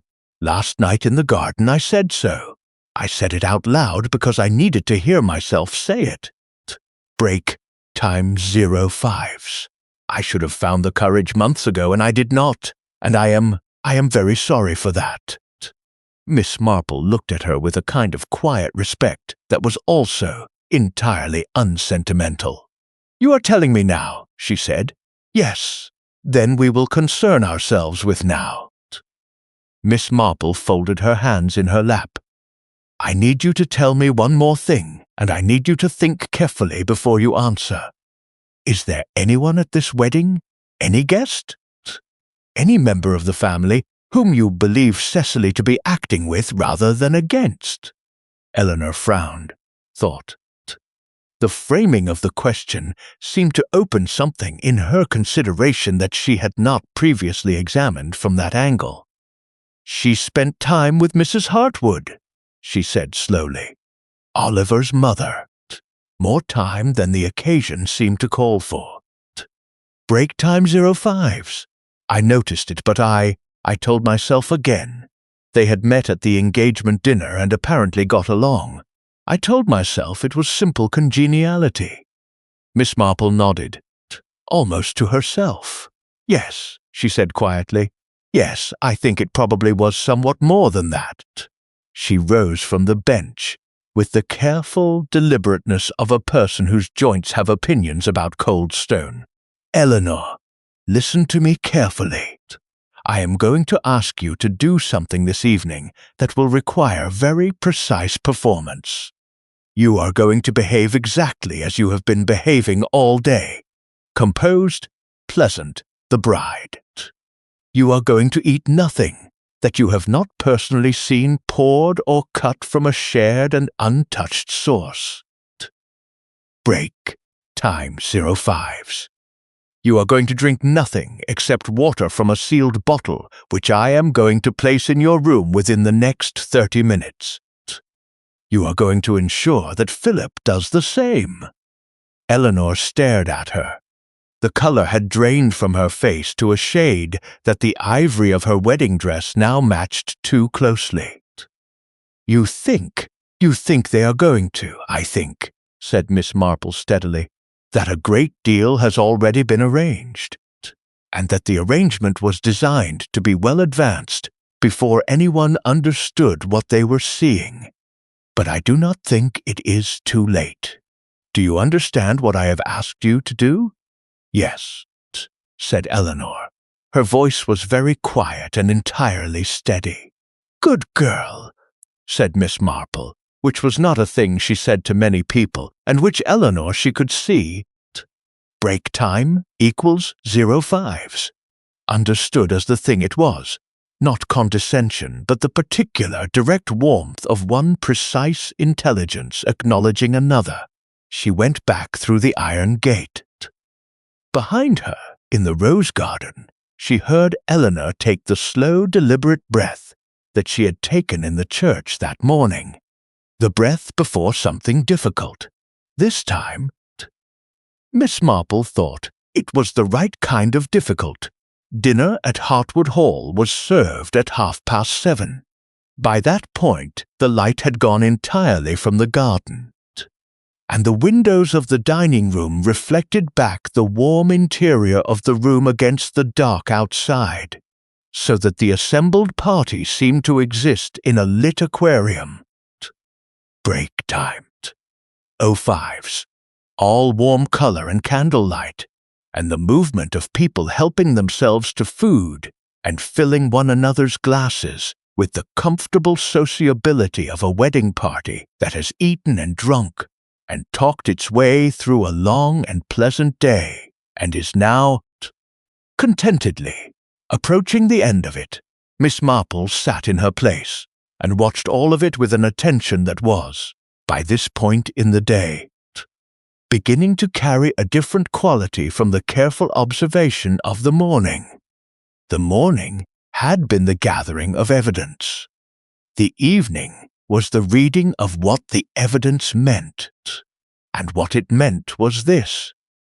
Cecily Doone had spent 7 years arranging to be in this room on this evening.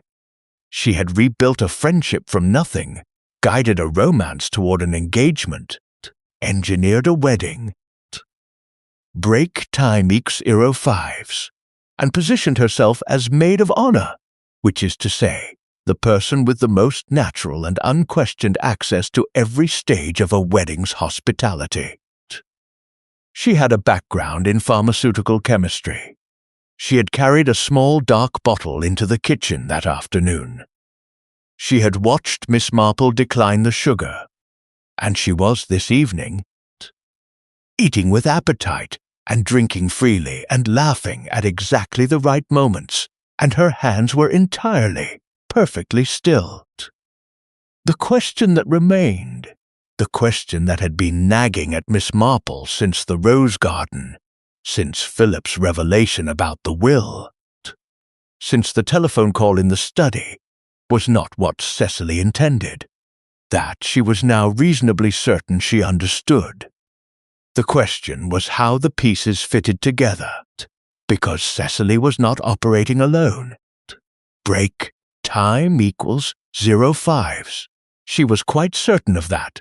A woman who had spent 7 years on a plan of this precision and patience did not leave the central mechanism, the legal mechanism, the mechanism by which someone actually profited from what she was arranging, to be managed by a pharmaceutical chemist working in isolation. There was another part, another person. Mrs. Evelyn Hartwood, who had said by morning it would all be settled. Every last one of them Philip, who had found a will that should not exist and could not explain it. A company registered in the Channel Islands, to which the Hartwood estate would pass, in the event that Oliver died, and the new will was the operative document. Miss Marple considered these pieces with the focused patience of someone doing a complicated puzzle in poor light. The picture was forming. It was not yet complete. Break timing 05s. Met. She ate very little. She drank water. Across the table, she watched Oliver help himself to the sauce with the untroubled ease of a man who has no reason to suspect his source, and she felt the particular acute discomfort of knowing what she knew and not yet having enough certainty to act on it in a way that would not risk making everything worse. She had no proof. She had pattern and inference, and the accumulated weight of a day's careful observation. She had things that she knew, with the bone-deep certainty of long experience, to be true, which were not the same thing as things she could demonstrate. She needed one more piece. She glanced, briefly, at the door to the kitchen corridor. She needed to see what Cecily had put in the kitchen. At 8:15, Miss Marple excused herself from the table. Break time 05s. The excuse was the same one she had used that afternoon. Her age, the warmth of the room, the need for a moment's quiet, and it was accepted with the same pleasant, slightly attentive courtesy that people extended to the elderly at long social occasions, which included the implicit message that they were perfectly welcome to remove themselves whenever they needed to, and that no one would think any the less of them for it. She went, with perfectly unhurried purpose, to the kitchen. Mrs. Briggs was at the range overseeing the pudding, which appeared to involve a considerable quantity of cream and a copper pan, and the focused expression of someone doing something that required attention. 2 young women who had been engaged for the evening were washing up at the sink. Break time 05s. Briggs himself was loading a tray at the far end of the kitchen with the port and dessert glasses that would be needed shortly. None of them paid Miss Marple any particular attention. She was an elderly guest who had wandered into the kitchen. It happened. She looked around the kitchen with the swift, precise gaze of someone who knows what they are looking for. and knows they do not have long. The kitchen was large, well ordered, and arranged in the fashion of such kitchens in such houses. A long central table, ranges and ovens along one wall, a dresser bearing the service china along another, cold larder to the left, scullery through the door on the right. She had entered through the service corridor and stood now near the corridor door. She looked at the central table, the dresser, the cold larder. Break time equal 5s. She looked at the small shelf beside the larder door, where various bottles and jars were lined up with the orderliness of frequent use. Cooking oils, vinegars, the plain utilitarian bottles of a working kitchen. Among them, near the right-hand end of the row, was a small dark bottle, cylindrical, no larger than a perfume bottle, which had not been there at any point during the day when Miss Marple had had occasion to observe this kitchen, which had been twice. It was there now. She crossed to it in 3 steps, removed it from the shelf, looked at the label. The label was blank, a plain bottle with a plain label and no writing on it at all. She unstoppered it with great care. Break time. 05s. The smell that reached her was faint and distinctive and entirely unambiguous to someone who had once spent 3 weeks in the company of a retired hospital pharmacist who had been very free with his professional knowledge. Aconitine. She recognized it not from any chemical expertise, but from the particular quality of the smell. That faint, medicinal bitterness that she had encountered twice before in circumstances she did not care to dwell on. It was enough. It was more than enough. She restoppered the bottle, replaced it on the shelf in precisely the position she had found it, turned, walked back to the corridor door, and went with the same unhurried, pleasant pace back toward the dining room. In the hallway, however, she paused, because through the drawing-room door, which was standing slightly ajar, break time equal 5s, she could see 2 figures in the garden beyond the French windows.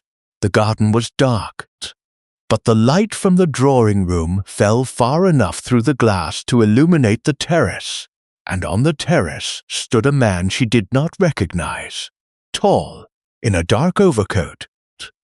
Not a wedding guest, not a villager, not anyone she had seen in Melbury Cross at any point in the past 2 days. And beside him, speaking rapidly, one hand making a small, urgent gesture, was Oliver Hartwood. She watched for 30 seconds. The conversation appeared to be one in which the unknown man was largely listening, and Oliver was largely speaking, with the particular intensity of a man making an argument he is not certain will be accepted. Then the man in the dark overcoat said something short and final. Oliver stopped speaking. Break time 5s. The man turned and walked away along the terrace toward the garden gate, and in a moment the darkness had taken him entirely. Oliver stood alone on the terrace for a long moment. Then he turned back toward the house with an expression that the drawing-room light caught just long enough for Miss Marple to see clearly. It was not, she thought, the expression of a man who had won his argument. She moved away from the drawing-room door before he reached it, and was standing in placid contemplation of a watercolor in the hallway. The Scottish lock again, this time a different one, when he came through, and he passed her with a brief, distracted nod and went back to the dining room. Miss Marple remained with the Scottish lock for a moment. The unknown man in the dark overcoat. She would need to know who he was. Break time 05s. That piece still hovered at the edge of the picture, not yet placed. She thought of what Philip had told her. The Channel Islands Company. The will that should not exist. She thought of Oliver's face as he came back from the terrace. And she thought of something Constance had said, very casually. 2 days ago, which she had noted and set aside, and which now presented itself with the urgency of a thing that has been patient long enough. She went back to the dining room, took her seat, and spoke to Constance in a murmur under the cover of general conversation. "The Hartwood family solicitors," she said quietly. "The original firm, do you know their name?" Constance frowned. "I believe Crane and Marsh," she said. "In Ashford Marsh," said Miss Marple. She looked down the table at Reverend Thomas Marsh. Break Time 05's, who was carefully buttering a bread roll and not looking at anything in particular. His hands were steadier now than they had been all day. Something in his posture had the relieved quality of a man who has been waiting for something to happen, and has decided, for better or worse, that it is now happening, and the waiting is therefore over. "Tell me," said Miss Marple very quietly indeed, "is the Reverend by any chance related to the solicitors Crane and Marsh?" Constance blinked. "His brother, I believe, Thomas and Henry Marsh. Thomas went into the church and Henry into the law." She paused. "Jane, what?" "In a moment," said Miss Marple. She reached for her water-glass. Outside the dining-room windows, the October night was complete and entirely dark, and the house with all its warm light existed in it like a ship on a black sea. Break time equal 5's self-contained and bright, and from outside entirely, perfectly, beautifully visible. At 11 o'clock, Miss Marple pleaded a headache and excused herself for the evening. She went upstairs, sat on the edge of her bed, and for a long while simply breathed. There was a particular discipline required in moments like this. The discipline of not acting before the picture was complete, of sitting with urgency and doing nothing with it, while the mind arranged and rearranged and turned the pieces under the available light. She knew what Cecily had arranged. She knew, now, who had arranged the legal mechanism behind it.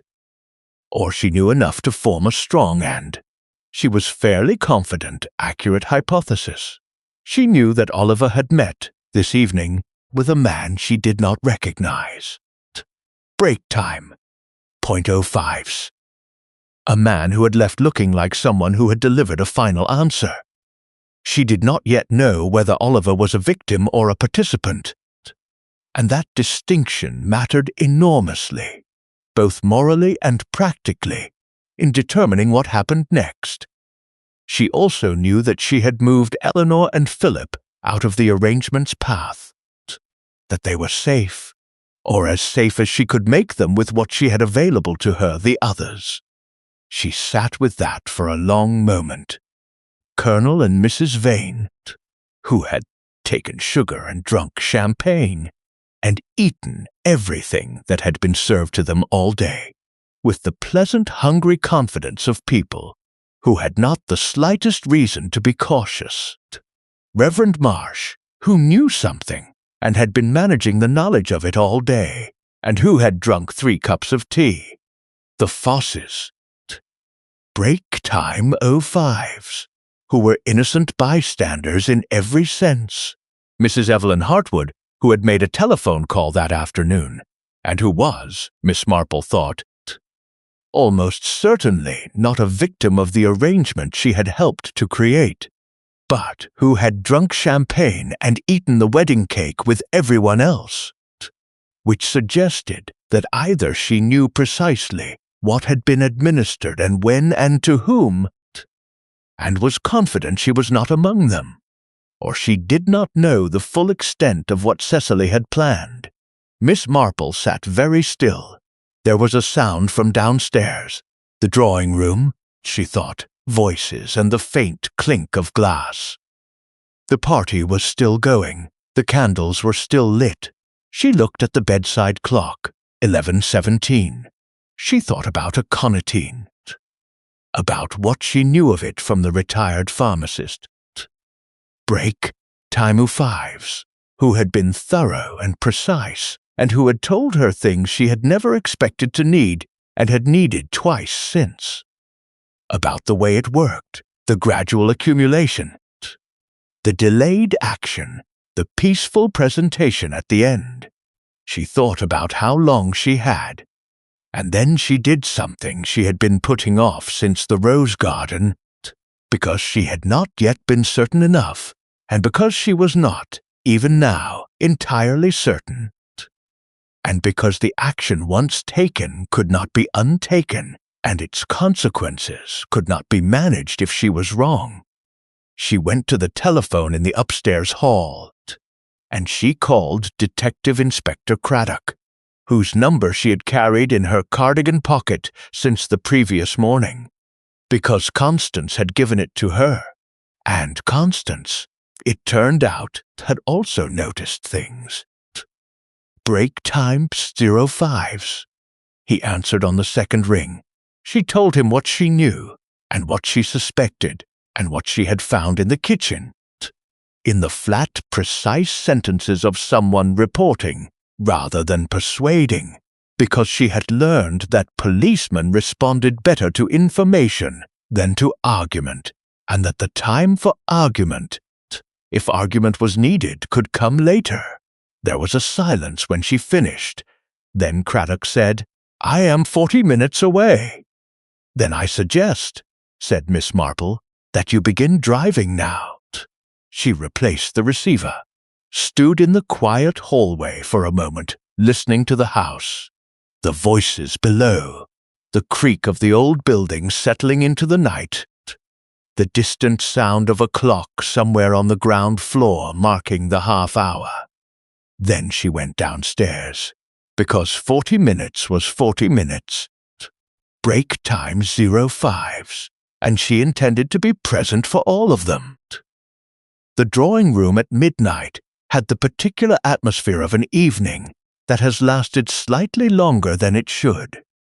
The candles lower than they had been, the conversation more comfortable and less effortful, the fire reduced to a steady amber glow that was warm without being dramatic. People had arranged themselves in the easy, unself-conscious way of a group that has spent a long day together and has passed through the formal stages of sociability into something more genuinely relaxed. Miss Marple stood in the doorway and looked at all of it with the precise cataloguing attention of someone who is counting. Colonel Vane was in the wing-backed chair nearest the fire. Break time equals. 05'd his head, resting against the high back at an angle that might have been sleep, and might have been the comfortable doze of a man who has eaten and drunk well, and is entirely at peace with the world. His breathing from where she stood appeared regular. She watched it for 10 seconds, counting. Regular enough. She moved her attention on. Mrs. Vane was on the sofa with Mrs. Foss. The two of them in the low-voiced conversation of women who have discovered, late in an evening, that they have more in common than the occasion had suggested. Mrs. Vane's color was high. The warmth of the room, Miss Marple told herself, and the champagne, and a long day. But her eyes were bright, and her speech, from what Miss Marple could hear of it, was coherent and precise. She was all right. For now she was all right. Break time 5s. Foss was near the drinks cabinet with Oliver, the two of them in the companionable. Low-stakes conversation of men who do not know each other well, but have found a shared topic. Something about fishing, she gathered from the fragment that reached her. Some river in Scotland that Foss knew and Oliver had once visited. Oliver was smiling. He had been smiling all evening. She had been watching the smile, and she still could not determine with any confidence what was underneath it. Reverend Marsh sat alone near the bookcase with a glass of port and the expression of a man who is not reading, though he held a book. He looked up when she entered, and their eyes met, and in his she saw something she had been watching for all day and had only now found clearly enough to name. Not guilt exactly, not fear. Break time 05. The particular exhausted relief of a man who has been waiting for something to come to a head and has almost stopped caring which way it goes, so long as it goes somewhere and the waiting ends. Mrs. Evelyn Hartwood was not in the room. Miss Marple looked at the empty chair, the one near the window that Mrs. Hartwood had occupied throughout the latter part of the evening, and noted its emptiness with the careful neutrality she brought to all such notations, which was to say she noted it and did not conclude anything from it, and moved her attention methodically on. Cecily was beside Eleanor on the window seat, the two of them in close conversation, and the sight of this, caused Miss Marple a small, acute moment of something that was not quite alarm, but was alert in the way that alarm is alert. Break time 05's. The body's way of saying, pay attention to this specifically. Eleanor caught her eye over Cecily's shoulder. Her expression was precisely what Miss Marple had asked of her. Pleasant, composed, the bride at the end of her wedding day. Only the very slight steadiness of her gaze communicated anything at all, and only to someone who was looking for it. She was all right. Philip was not in the room either. Miss Marple had asked Philip to do two things this evening. The first was to ensure that he and Eleanor consumed nothing she had not cleared as safe. The second was to take himself, at some point between 10 o'clock and midnight, to the locked room on the first-floor gallery, and determine, by whatever means his legal intelligence and his knowledge of the house made available to him, break time 05's. What had been burned there, and whether any of it could be recovered. She had not specified how he was to manage this, because she had found that specific people, given a clear objective and the latitude to determine their own method, generally performed better than people who had been told exactly what to do. She looked at the doorway to the hall. Then she looked at her watch. Craddock would be here in 20 minutes. She went into the room, accepted a glass of water from the small table near the door, and installed herself in the chair beside the Reverend Marsh, with the comfortable ease of someone who has found a convenient seat and intends to make use of it. Reverend Marsh looked at her. He had the look of a man who has rehearsed many things and has now, in the moment, forgotten all of them. "I wonder," said Miss Marple pleasantly. Break time 05's. As if they were continuing a conversation that had been going on for some time, whether you would tell me about your brother. He blinked. Then, very slowly, some internal scaffolding appeared to give way, and he set his port-glass down on the table beside him and folded his hands in his lap with the resigned precision of a man who has decided, at last, to put down something heavy. "Henry," he said. "Henry," agreed Miss Marple. What Thomas Marsh told her over the next 12 minutes, in the low voice of a man confessing in the only space that had been offered to him, was this: his brother Henry, of the firm Crane and Marsh in Ashford, had been the Hartwood family's solicitor for 22 years. He had known Oliver Hartwood since Oliver was 19. He had drawn up the elder Mr. Hartwood's will and the trust documents. Break time equals 05's, and every legal instrument that governed the movement and eventual disposition of the Hartwood estate. He knew where everything was, and how it was held, and what happened to it under any conceivable set of circumstances. He had also, 6 years ago, been responsible for a professional error of the kind that does not appear in the newspapers, but that circulates quietly and devastatingly through the particular small world of county solicitors and the families they serve, A mishandled conveyance. Money that moved in ways it should not have moved. Nothing criminal, or nothing that was ever formally called criminal, but the kind of thing that ends careers, or should end them, and that survives as a weapon in the hands of anyone who knows about it. Mrs. Evelyn Hartwood knew about it. She had known for 5 years.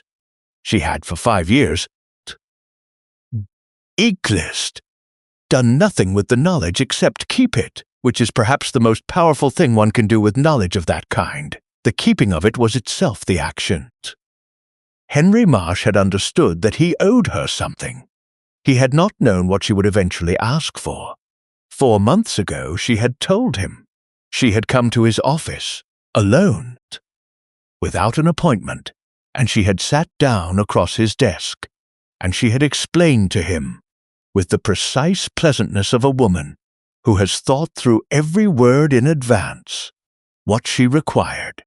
A second will, drawn up correctly, executed properly, dated to appear as if it had been produced in the normal course of estate planning.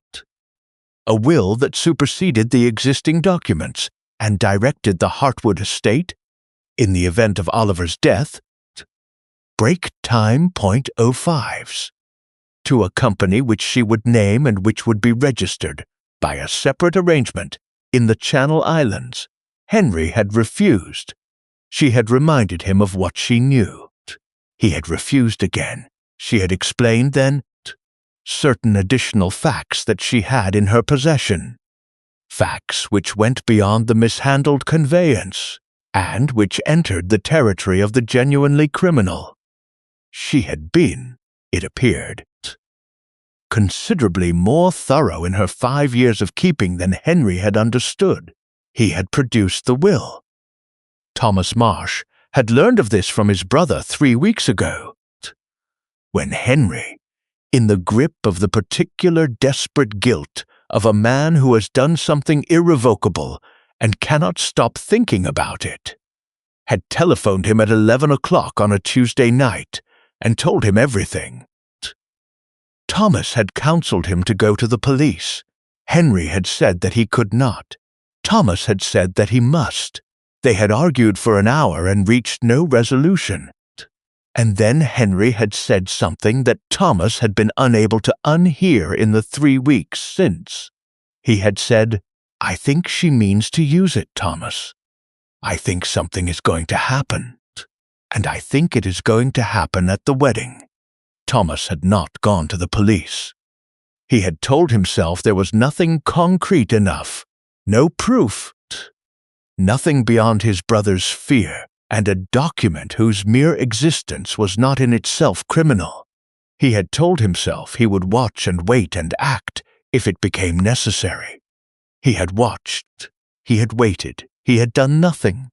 "And now," said Miss Marple quietly, "you are telling me. Now I am telling you," said Thomas Marsh. "Break time .05s." He looked at his hands. "Because I have been watching you all day, Miss Marple, and I think that you already know most of what I have told you. And I hope."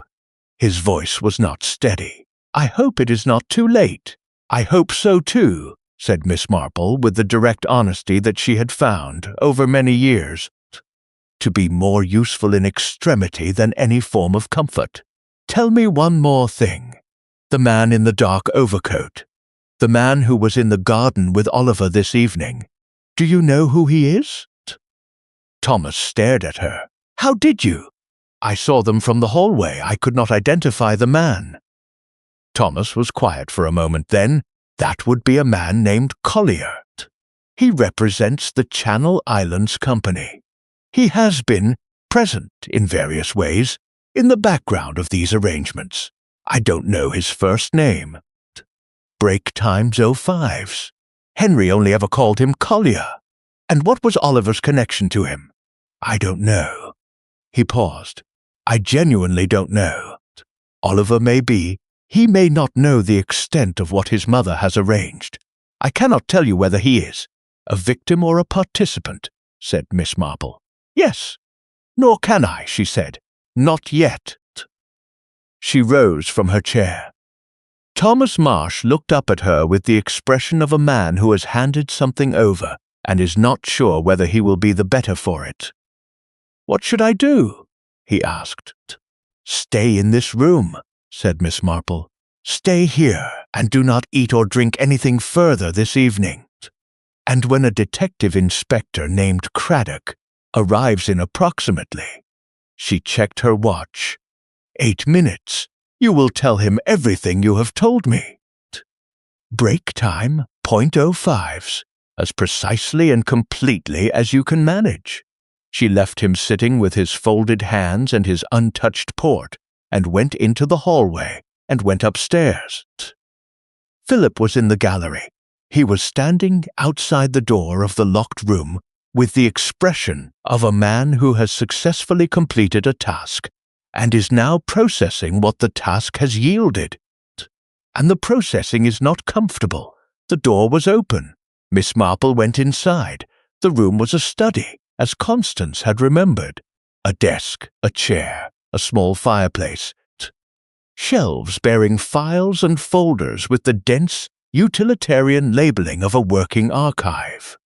The fireplace was where her attention went first, and it confirmed what she had known from the smell that morning.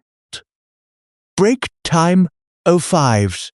A fire had been lit here sometime in the past 24 hours, lit for the specific purpose of burning documents, several of them, and whoever had lit it had been thorough.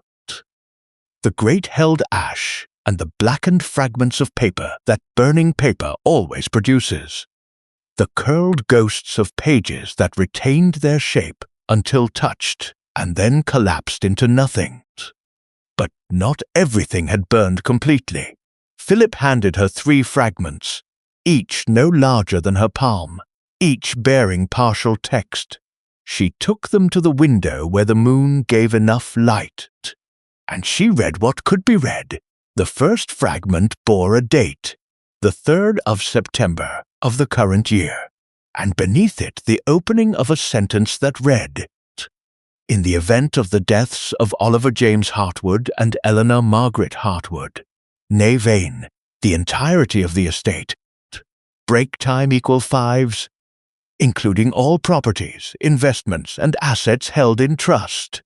The second fragment bore a name, partially legible. Evelyn Rose Hartwood, hereinafter referred to as the directing party, acting in concert with C. Doone as agent. The third was the most fragmentary, a few words only, near the bottom of what had been a longer document, in a hand that was different from the legal typescript of the others, a handwritten addition or note. It read, "Not the girl. She doesn't know about the girl."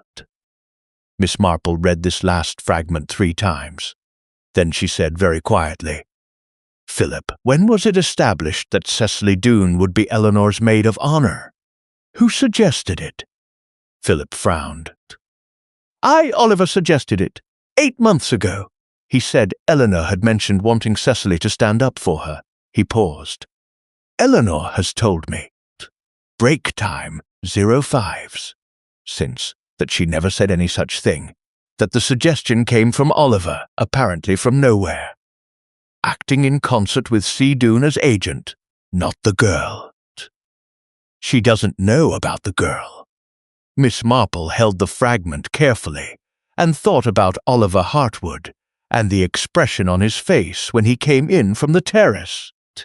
The expression of a man who had not won his argument. She thought about what it meant that the document specified Cecily as agent and also specified, in a private notation, that the girl, Eleanor, was to be excluded from whatever Cecily was doing, which meant that Eleanor's safety had been, at some point, a specific concern to whoever wrote the notation, which meant that Oliver had known enough to want Eleanor protected, which meant that Oliver had known something, if not everything, and had tried.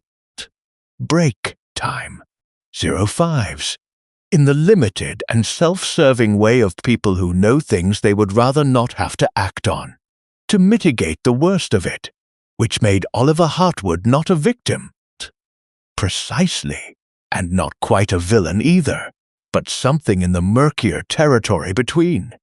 A man who had known enough to write a private notation on a document protecting his bride, and not enough, or not courageous enough, to do the thing that the notation was a substitute for doing, the right thing. The thing that would have stopped all of this many months before this evening. From downstairs, she heard the sound of a motorcar on the gravel drive. Craddock. "Come," said Miss Marple. Detective Inspector Edmund Craddock was younger than the word inspector perhaps suggested. 38. Lean. Break time. 05s. With the quality of attention in his face that distinguished the genuinely intelligent policeman from the merely thorough one. He had worked with Miss Marple once before, in a matter that had not been simple, and the experience had left him with a respect for her that he expressed by listening, which was the form of respect she found most useful. He arrived with a sergeant named Doyle and a police surgeon named Garrett, who was brisk and unsentimental in the way of police surgeons generally, and the three of them came through the front door of Hartwood Hall at 14 minutes past midnight with the contained, purposeful energy of people who have been briefed in the car and have arrived knowing what they are looking for. Miss Marple met them in the hall. "The kitchen first," she said, without preamble. "Break time 05s. There is a bottle on the shelf beside the larder door. Small, dark, no label. I believe it contains aconitine. Do not move it until it has been photographed." Craddock nodded to Doyle, who went. "The drawing room," Miss Marple continued. "There are 8 people, including myself. Several of them have, over the course of this day, consumed substances introduced into the food and drink at various stages of the wedding breakfast and the afternoon tea. I cannot tell you with certainty who has been affected, and to what degree, because I do not know precisely when or how much was introduced or to whom. I know the method and the substance and the general mechanism, but not the individual quantities. Dr. Garrett should assess everyone in that room immediately." Craddock looked at her steadily. "Break time equal 5s, and the source. Miss Cecily Doone," said Miss Marple. "She is in the drawing room. She should be detained before Dr. Garrett begins. Not because she is dangerous in any immediate sense, but because the moment she understands what is happening, she will attempt to manage the narrative of it, and she is very good at that." "You're certain?" "I am certain about Miss Doone," Miss Marple said. "There are other matters that are less simple, and I will explain them all. But the kitchen first, and the drawing room, and Miss Doone." Craddock looked at her for 2 seconds. Then he went into the drawing room. Miss Marple followed him to the doorway, and watched. It was, she thought afterward, one of the more remarkable things she had witnessed in a long acquaintance with such moments. Not for its drama, which was actually minimal, break time 05s, but for the precise instant quality of Cecily Doone's reaction when Craddock identified himself and asked her to come with him. There was 1/10 of a second in which something appeared behind her eyes. Something quick and cold and absolutely undeceived. And then it was gone, and in its place was the bewildered distress of a young woman who did not understand what was happening and was frightened and wanted someone to explain. It was a performance of genuine technical excellence. Miss Marple had seen it coming for approximately 6 hours, which did not make it any less impressive in execution. Cecily said, "I don't understand. What is this about?" "Oliver, what's happening?" Oliver Hartwood did not answer. He had gone very still when Craddock came in. Break time 05s. The stillness of a man who has been expecting something and is now computing the specific form it has taken. Eleanor said nothing. She sat on the window seat with her hands folded and her face composed, and she watched Cecily with the expression of a woman who has spent 2 months telling herself things and has now definitively stopped. Doyle came back from the kitchen with confirmation. Dr. Garrett went to Colonel Vane first, and Miss Marple, having been present for what she needed to be present for, went quietly to the chair she had vacated earlier, sat down and waited. The next 4 hours were the kind that are experienced in fragments rather than as a continuous whole. The mind's way of managing an excess of information arriving faster than it can be fully processed, Doctor. Break time equals. 05's Garrett moved through the room with the focused efficiency of a man who had been called to bad situations before and understood that efficiency was the most useful thing he could offer. He was on the telephone to the hospital at Ashford within 15 minutes, and the first ambulance arrived within 35. Colonel Vane was the most seriously affected. He had consumed the most over the course of the day. Champagne at the breakfast, wine at dinner, tea with 2 sugars at the afternoon tea, port after dinner. And he was unconscious by the time Garrett examined him, his color wrong in the way that made everyone in the room understand, without being told, that this was serious. Garrett's face, as he worked, was entirely professional and gave nothing away. Mrs. Vane was less affected. She had eaten less at dinner. Break time 05's.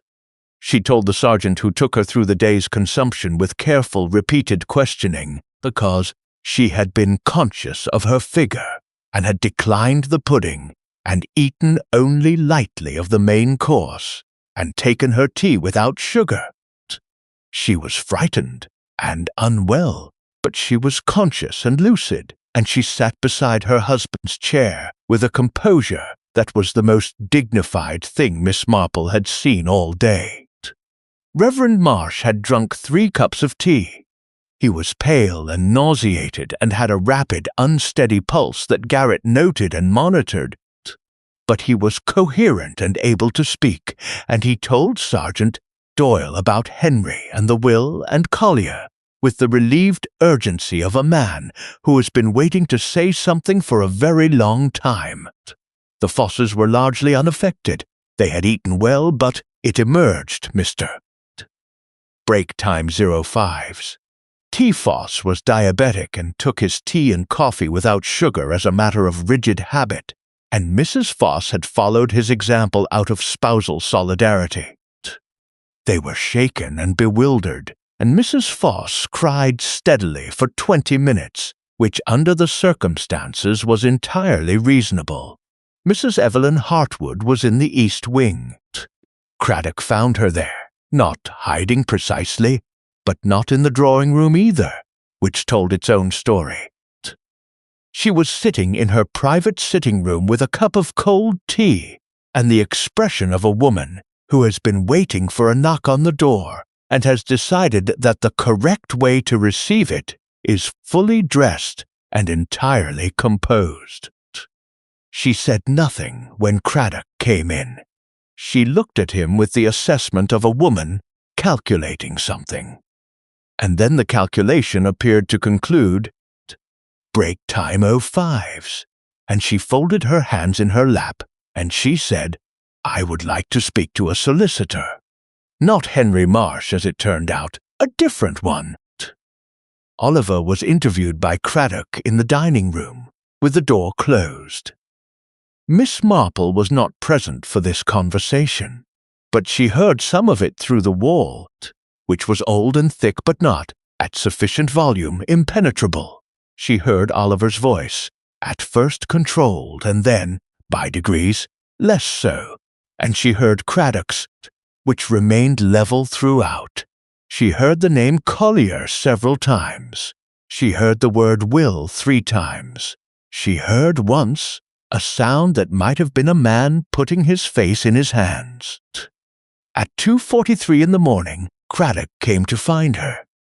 Break time equals 05s. She was in the library, the room where she had spoken to Philip what felt like days ago, but was in fact slightly less than 7 hours, sitting in the leather chair by the cold fireplace, with a cup of tea that Briggs, who appeared to operate on some principle of domestic service that transcended the circumstances of the evening, had produced without being asked. Craddock sat down opposite her. "Aconitine," he said. "Garrett confirms it. Introduced in solution at multiple points through the day. The champagne, the afternoon tea sugar, a sauce at dinner. Cumulative dosing. Calibrated to produce maximum effect overnight rather than immediately." He paused, "Which is why your colonel is the worst affected. He consumed the most.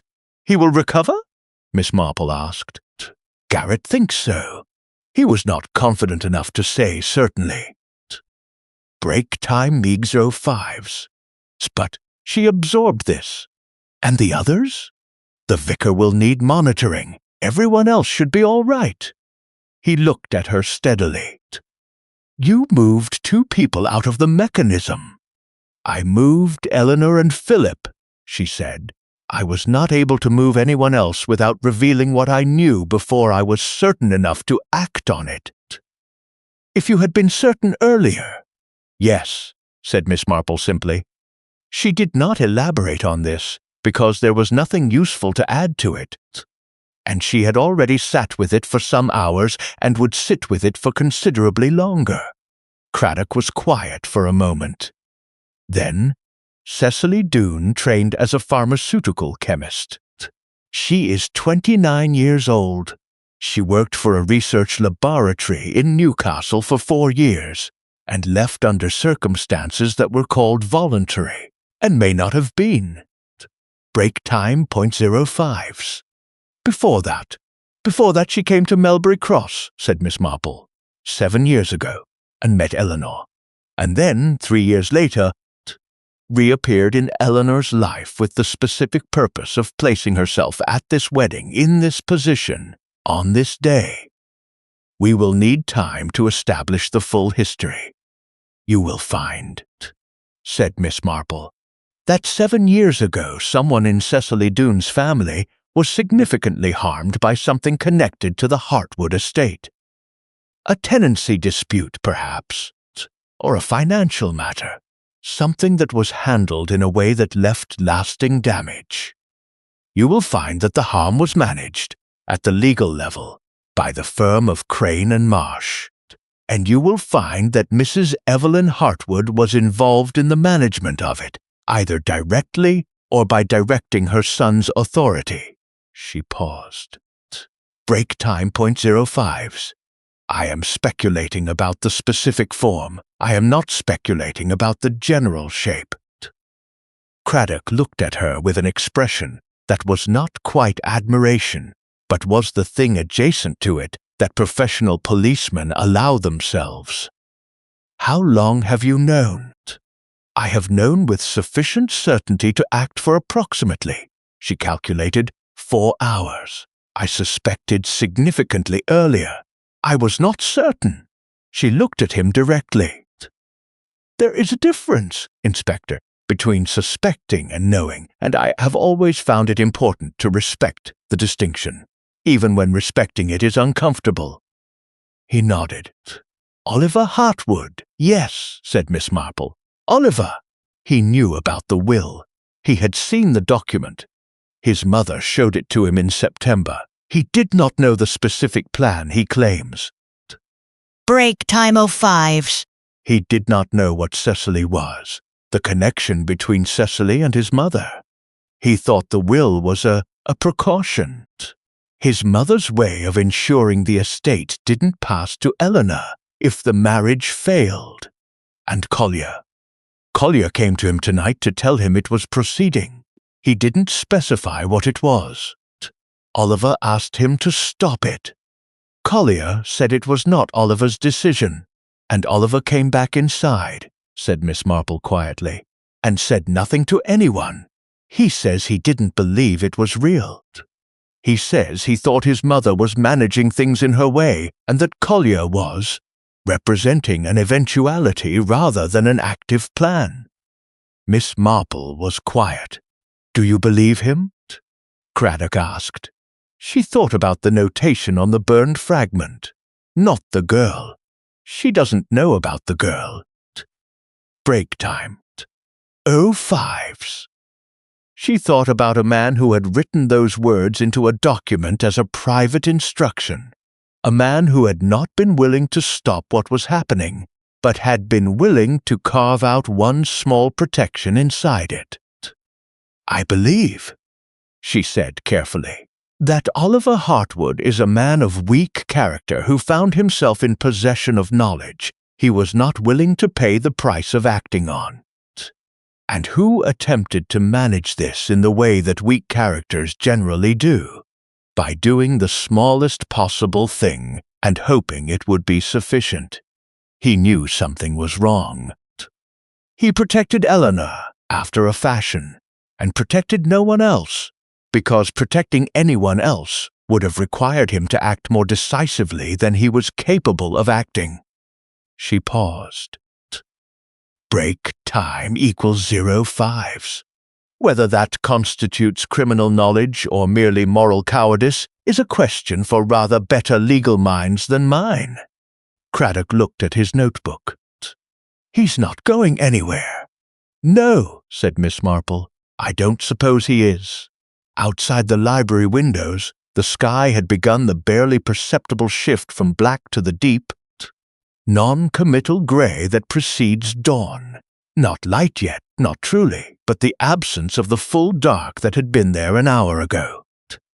The October morning was assembling itself with the patience of mornings that do not care what has happened in the hours before them. "Miss Marple," said Craddock, with the slight diffidence of a man raising something he is not sure how to raise. "How did you know, at the beginning, before any of it?" She considered the question seriously. Break time, .05s, because it was a serious question and he was asking it genuinely. "A young woman," she said, "stood in a dark garden on the eve of her wedding and said that she should have stopped something. She did not say she was afraid of marriage, or uncertain about her choice, or any of the things that young women sometimes feel on the night before a wedding. She said that she should have stopped something. The specific language of someone who had specific knowledge of a specific thing that was going to happen." She paused. "After that, I simply watched." Craddock was quiet for a moment. "Simply," he said. "Simply," said Miss Marple, and her eyes, briefly, showed something that in a less composed person might have been called amusement. 3 days after the wedding that had not been a wedding, and the night that had not been an ordinary night. Break time equal 5s. Miss Marple sat in Constance Albright's drawing room with a cup of tea and the quiet, particular exhaustion of someone who has completed something difficult and is only now, in the stillness afterward, beginning to feel the weight of it. The room was familiar and comfortable in the way of rooms that have been inhabited by a precise and thoughtful person for a long time. The books arranged by subject and within subject by some private system that was not alphabetical but was clearly consistent. The chairs positioned with unconscious exactness to take advantage of the morning light, the small details of a life accumulated, without ostentation, into something that was simply, thoroughly itself. It was, Miss Marple thought, a room that told you exactly who lived in it within about 30 seconds of entering it. Break time 05s. And what it told you was entirely good. Constance sat opposite her, with her own tea, and the expression of a woman who has been through a great deal in 3 days, and has processed it with the steady, empirical thoroughness of a retired schoolmistress who has always believed that understanding things clearly is more useful than feeling them dramatically. Outside, the October morning was cool and silver, the kind of morning that makes no promises but delivers a clean, honest light that shows everything exactly as it is. "Colonel Vane," said Constance. "Recovering," said Miss Marple. "Craddock telephoned yesterday evening. The hospital in Ashford says he will make a full recovery. It will take time. These things always take time, but the prognosis is good." Constance let out a slow breath. "Break time 05s. I keep thinking about Margaret Vane sitting beside his chair." "Yes," said Miss Marple. "So do I." They were quiet for a moment. The Reverend Marsh, discharged. "He is not well, in the way that goes beyond the physical. His brother has come from Ashford. There is a great deal to be sorted out between them. And I imagine there will be consequences for Henry professionally, and possibly legally. But Thomas is alive, and he told the truth when it mattered, which counts for something. Does it count for enough?" Miss Marple considered this with the seriousness it deserved. "That is not a question I can answer," she said. "The counting is done by other authorities than mine." Constance accepted this. And Cecily. This was the one that sat differently from the others. Miss Marple had known it would. She had known since the Rose Garden, break time equals 05s, since Eleanor's face, since the moment she had understood the full geometry of what 7 years of patience and purpose looked like when it finally arrived at the thing it had been moving toward all along. "She has said very little," Miss Marple said. "Craddock tells me she has been composed and entirely cooperative in the practical sense, confirming facts when asked, not disputing the evidence, and has offered nothing in the way of explanation or defense or any of the things that people usually offer. She simply answers what is asked, and is silent when it is not." She paused. "Which is either the behavior of a woman who is calculated about everything, including this, or the behavior of a woman who has nothing left to manage." "Which do you think it is?" "I think," said Miss Marple slowly, "that it may be both. Break time equaled 05s.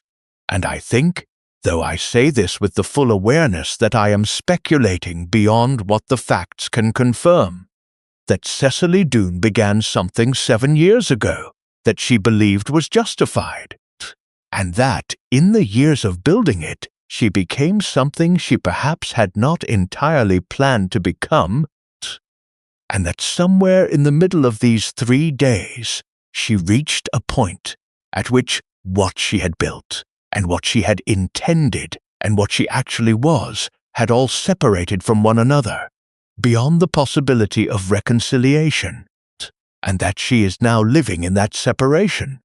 Constance was quiet. "The family that was harmed," she said. "You were right about that. Craddock confirmed it yesterday. Cecily's father. He was a tenant farmer on a heartwood property for 23 years. Time 05s. 6 years ago there was a dispute about the tenancy. Improvements he had made, money he claimed was owed, a rent increase he believed was unlawful. The matter went to legal arbitration and was managed by Crane and Marsh." She paused. "He lost everything. The farm, the equipment, the money he had invested over 20 years. He died 18 months later. The death was listed as natural causes. He was 61 years old. The room was very quiet. So she came to Melbury Cross," Constance said. "She came to Melbury Cross. She found Eleanor. She built something, very patiently, very precisely, and she aimed it with considerable accuracy at everyone she held responsible.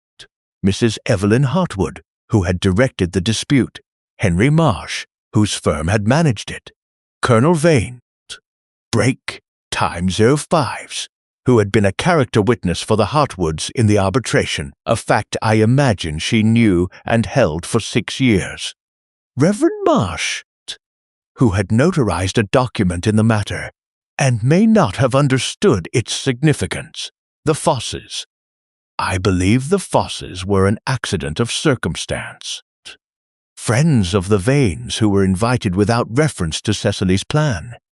Their presence was an inconvenience to her rather than an intention. Constance set down her teacup. And Oliver? Miss Marple took a small sip of her tea and looked at the window. Oliver, she said, is the most complicated part, and the part I have spent the most time thinking about, and I have not yet arrived at a conclusion that satisfies me completely. Try. Oliver knew his mother had drawn up the second will. He knew it existed. Break time .05s. He told himself, I am fairly confident that it was a document, a contingency, a piece of legal architecture that his mother had constructed in the event of the marriage failing or some other domestic catastrophe. The kind of thing that anxious, controlling people do to maintain the feeling that they have arranged against every possibility. He chose to believe this because the alternative was to believe something about his mother that he was not willing to believe, and because believing it required him to act in a way that he was not willing to act. He protected Eleanor. He wrote 5 words on a document, said Miss Marple, with a gentleness that did not conceal the precision underneath it. He wrote not the girl, and he told himself that was sufficient. He told a man named Collier, in a garden, to stop something. A break time 05s. And when Collier said no, Oliver came back inside and ate his dinner. She paused. He protected Eleanor in the way that a man protects something when protection is cheap and comfortable. Whether he would have protected her when it became expensive is a question we will never need to answer, because I answered it for him. Will he be charged? That is for the courts to determine. Craddock says there are arguments on both sides. He had knowledge and did not report it, which is one thing. What he knew, precisely. And when and whether it constitutes criminal complicity is another thing. The law, I have always found, is better at the precise questions than the broad ones. Constance nodded slowly. And Evelyn Hartwood. Mrs. Evelyn Hartwood, said Miss Marple, asked for a solicitor the moment Craddock walked through her door. Break time 05s. And has said nothing since that has not been approved by that solicitor, which suggests that whatever else she is not unprepared. She paused. There is a particular kind of intelligence that expresses itself entirely in the management of other people and other situations. That is enormously capable in that mode and becomes, over decades, so accustomed to that mode that it cannot quite imagine a circumstance in which the management fails. I have encountered it several times in my life. It is always eventually its own undoing, because the management does fail, because it always relies at some point on other people performing as expected, and people, said Miss Marple, with the quiet authority of someone who has based a lifetime of careful observation on exactly this principle. 05s do not always perform as expected. She thought of Cecily Doone, who had not expected Miss Marple to be watching the sugar bowl. She thought of Oliver, who had not expected his mother's plan to extend as far as it extended. She thought of Thomas Marsh, sitting in the drawing-room with his untouched port, who had not expected, in the end, to find that he was capable of telling the truth. She thought of Eleanor in the rose garden, taking her slow, deliberate breath. Inspector Craddock came at 11 o'clock. which was earlier than Miss Marple had expected and suggested that something had developed. He sat in the third chair and declined Constance's offer of tea with the brief, distracted courtesy of a man who has been awake for a long time and is operating on the particular focused energy that replaces sleep in such circumstances. Break time 05s. Cecily Doone made a statement this morning, he said. An extended one. Her solicitor was present. She asked him to leave. Miss Marple looked at him steadily.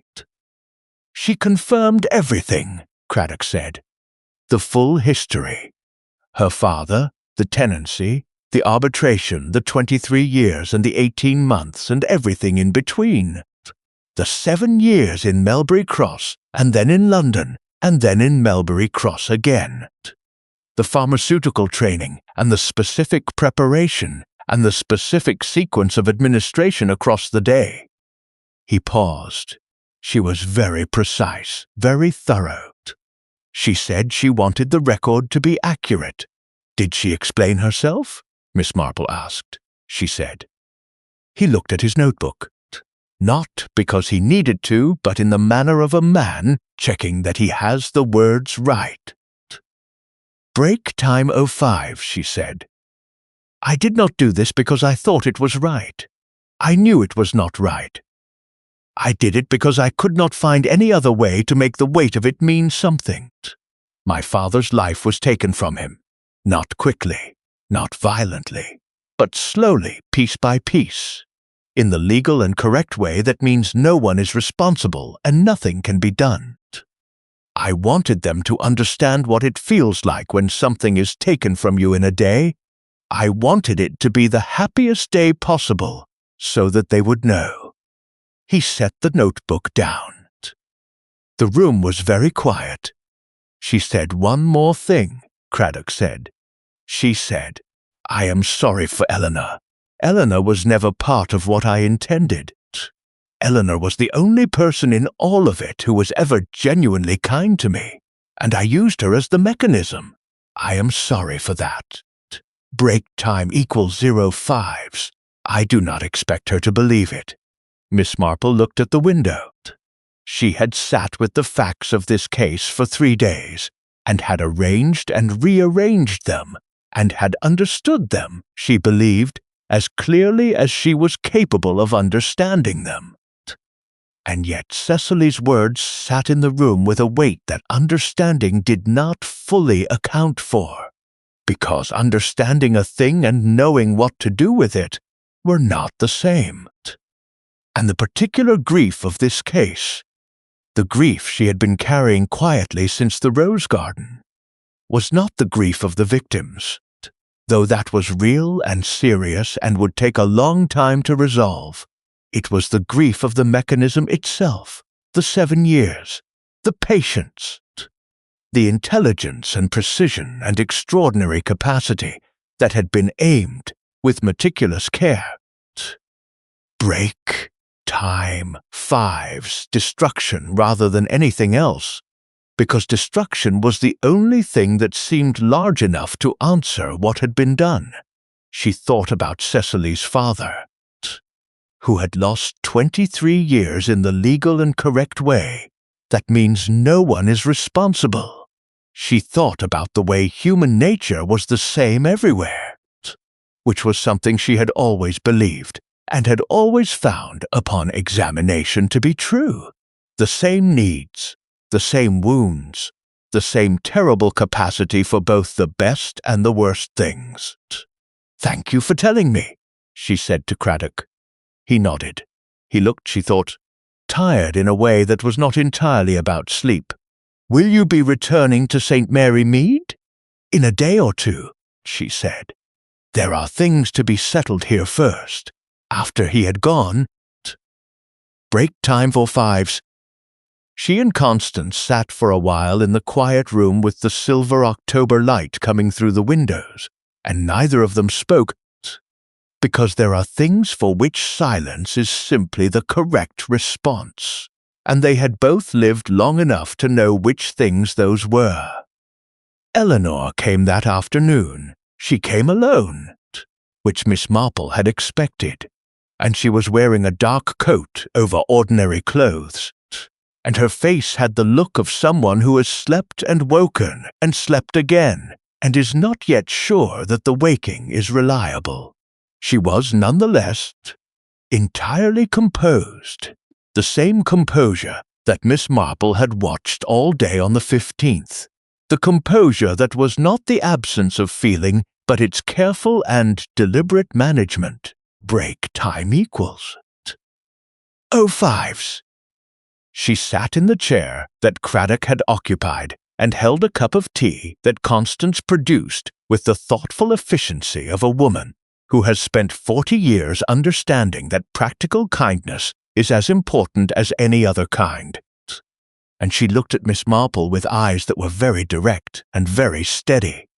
"I wanted to thank you," she said. "Please don't," said Miss Marple pleasantly. "It always makes me feel as though something has been concluded when it hasn't been." Eleanor looked at her. "What hasn't been concluded?" "You," said Miss Marple simply. "You are not concluded. This chapter of your life is concluded, and I imagine it will take quite some time to process the specific form its conclusion has taken. But you are not concluded." Eleanor was quiet for a moment. Then she said, "I keep thinking about the fact that I knew. Break time 05s, that I had the piece of paper in my hand 2 months ago, and I told myself things. And in the telling Eleanor," said Miss Marple gently. "Stop." Eleanor stopped. "You were 28 years old," Miss Marple said, "and the thing you were looking at was so far outside the range of ordinary experience that the mind's natural and quite reasonable response was to find an explanation that was less extraordinary. You told yourself things because the truth was so much worse than the things you told yourself that the mind chose the lesser pain. That is not cowardice. That is how the mind protects itself." She paused. "And when you stopped telling yourself things, when you went outside in the cold air and stood in the dark and told the truth out loud to yourself, you found someone who was listening." Eleanor looked at her steadily. "Break time 05s. Something in her expression shifted, not released exactly, but acknowledged. "I did," she said. "You came to the right person at the right moment," said Miss Marple. "That is generally how things are resolved, not by one person managing everything alone, but by the right pieces finding each other at the right time." Eleanor was quiet. Then, "Oliver." Miss Marple waited. "He wrote those words," Eleanor said. "Not the girl." Her voice was entirely even. "He wrote them, and he said nothing to anyone, and he sat at dinner, and he wrote those words." "Yes," said Miss Marple. "I don't know what to do with that." "No," said Miss Marple. "I don't imagine you do. Not yet. These things take time, considerably more time than 3 days. And they are yours to do with what you decide, in whatever time you need. Break time 05s. No one can tell you what the right answer is, because the right answer is the one that you arrive at honestly, after the proper consideration." Eleanor looked at her with the expression of someone who had been hoping for something more concrete and has received instead something true, which is not always the same thing but is always more useful. "Philip has been very kind," she said. "Yes," said Miss Marple. "I thought he would be." Eleanor's mouth did something small and complicated that was not quite a smile, but was in the neighborhood of one. "He's asked if he can write to me when I'm back in London." "Has he?" I told him that seemed sensible. Miss Marple said nothing, but there was something in her silence that was satisfied in a quiet, precise way. The way one is satisfied when a piece one had noted and set aside turns out, break time .05s, in the end, to be exactly where it belonged, Eleanor left an hour later, and Constance saw her to the gate. And Miss Marple sat alone in the drawing-room with the last of the afternoon light, coming through the window in long, level bars that crossed the carpet and climbed the far wall with the slow patience of late October sunshine that knows it doesn't have long. She thought about Cecily Doone, who was 29 and had spent 7 years building something that had consumed her entirely and would now consume the rest of what should have been her life. She thought about a man in a cold farmhouse at the end of 23 years, watching everything go. She thought about the legal and correct way that means no one is responsible and nothing can be done, and about the gap between that and justice. Break 05s, and about all the things that lived in that gap, the rage and the grief and the terrible patience of people who have been told by every available system that there is nothing to be done, and who eventually stop believing the system and start believing only themselves. She did not think that Cecily had been right. She thought she had been wrong, seriously, irredeemably wrong in the method, if not entirely in the impulse. But she had learned, over many years, that right and wrong were the beginning of the moral analysis, and not the end of it, and that the space between them was where the actual understanding lived. She was not the judge of it. That was not her role, had never been her role. Her role was to see clearly, and to act on what she saw, and to tell the truth about it afterward. That she had managed to do. Break time .05s. That would have to be enough. She left Melbury Cross on a Thursday morning 2 days later, in a taxi, driven by the same quiet young woman who had brought her from the station a week ago. The village looked exactly as it had on her arrival. The houses set back from the lane, the church tower above the trees, the particular quality of stillness that old English villages have in the early morning, as if they are not yet fully committed to the day. She looked at it through the taxi window with the feeling she always had on leaving a place where something had happened. Not relief, not satisfaction, not the sense of completion that people sometimes expected. Something quieter. The particular acknowledgement of having been somewhere real, where real things had occurred, and now carrying them forward. At the station, break time .05s. Waiting for the first train, she sat on the wooden bench on the platform and opened the small notebook she carried in her cardigan pocket. Not the one with the case notes, which she had given to Craddock, but a smaller personal one in which she occasionally wrote things for no purpose except the writing of them. She wrote, "The worst crimes are the ones that were preventable. Not because the prevention was simple, but because it was always possible at every stage and was not done. Each person who knew something and chose the lesser action, chose the thing that was manageable rather than the thing that was right. This is what I think about after. Not the criminal intelligence or the legal complexity, the accumulation of small failures that together made space for the large one." She paused, thought. Break time =05s. Then she wrote, "But the lesser actions accumulate the other way too. A woman stood in a cold garden and told the truth to the dark. A man wrote 2 words of protection into a document he should have destroyed entirely. A vicar sat with his port and waited for someone to ask him the right question. None of these were the right action. But they were not nothing. They were the pieces that made the resolution possible." She closed the notebook. The train arrived with the cheerful, indifferent punctuality of trains that have no interest in what has happened in the places they pass through, and she gathered her bag and her cardigan and the small pot of Constance's marmalade. A farewell gift, copper-colored, labeled in Constance's precise hand. And she got on. She found her seat. The train moved. Melbury Cross fell away behind her. Break time. And the October fields came, wide and quiet, and almost done with their color, the last of the season's warmth draining out of them in the long, level morning light.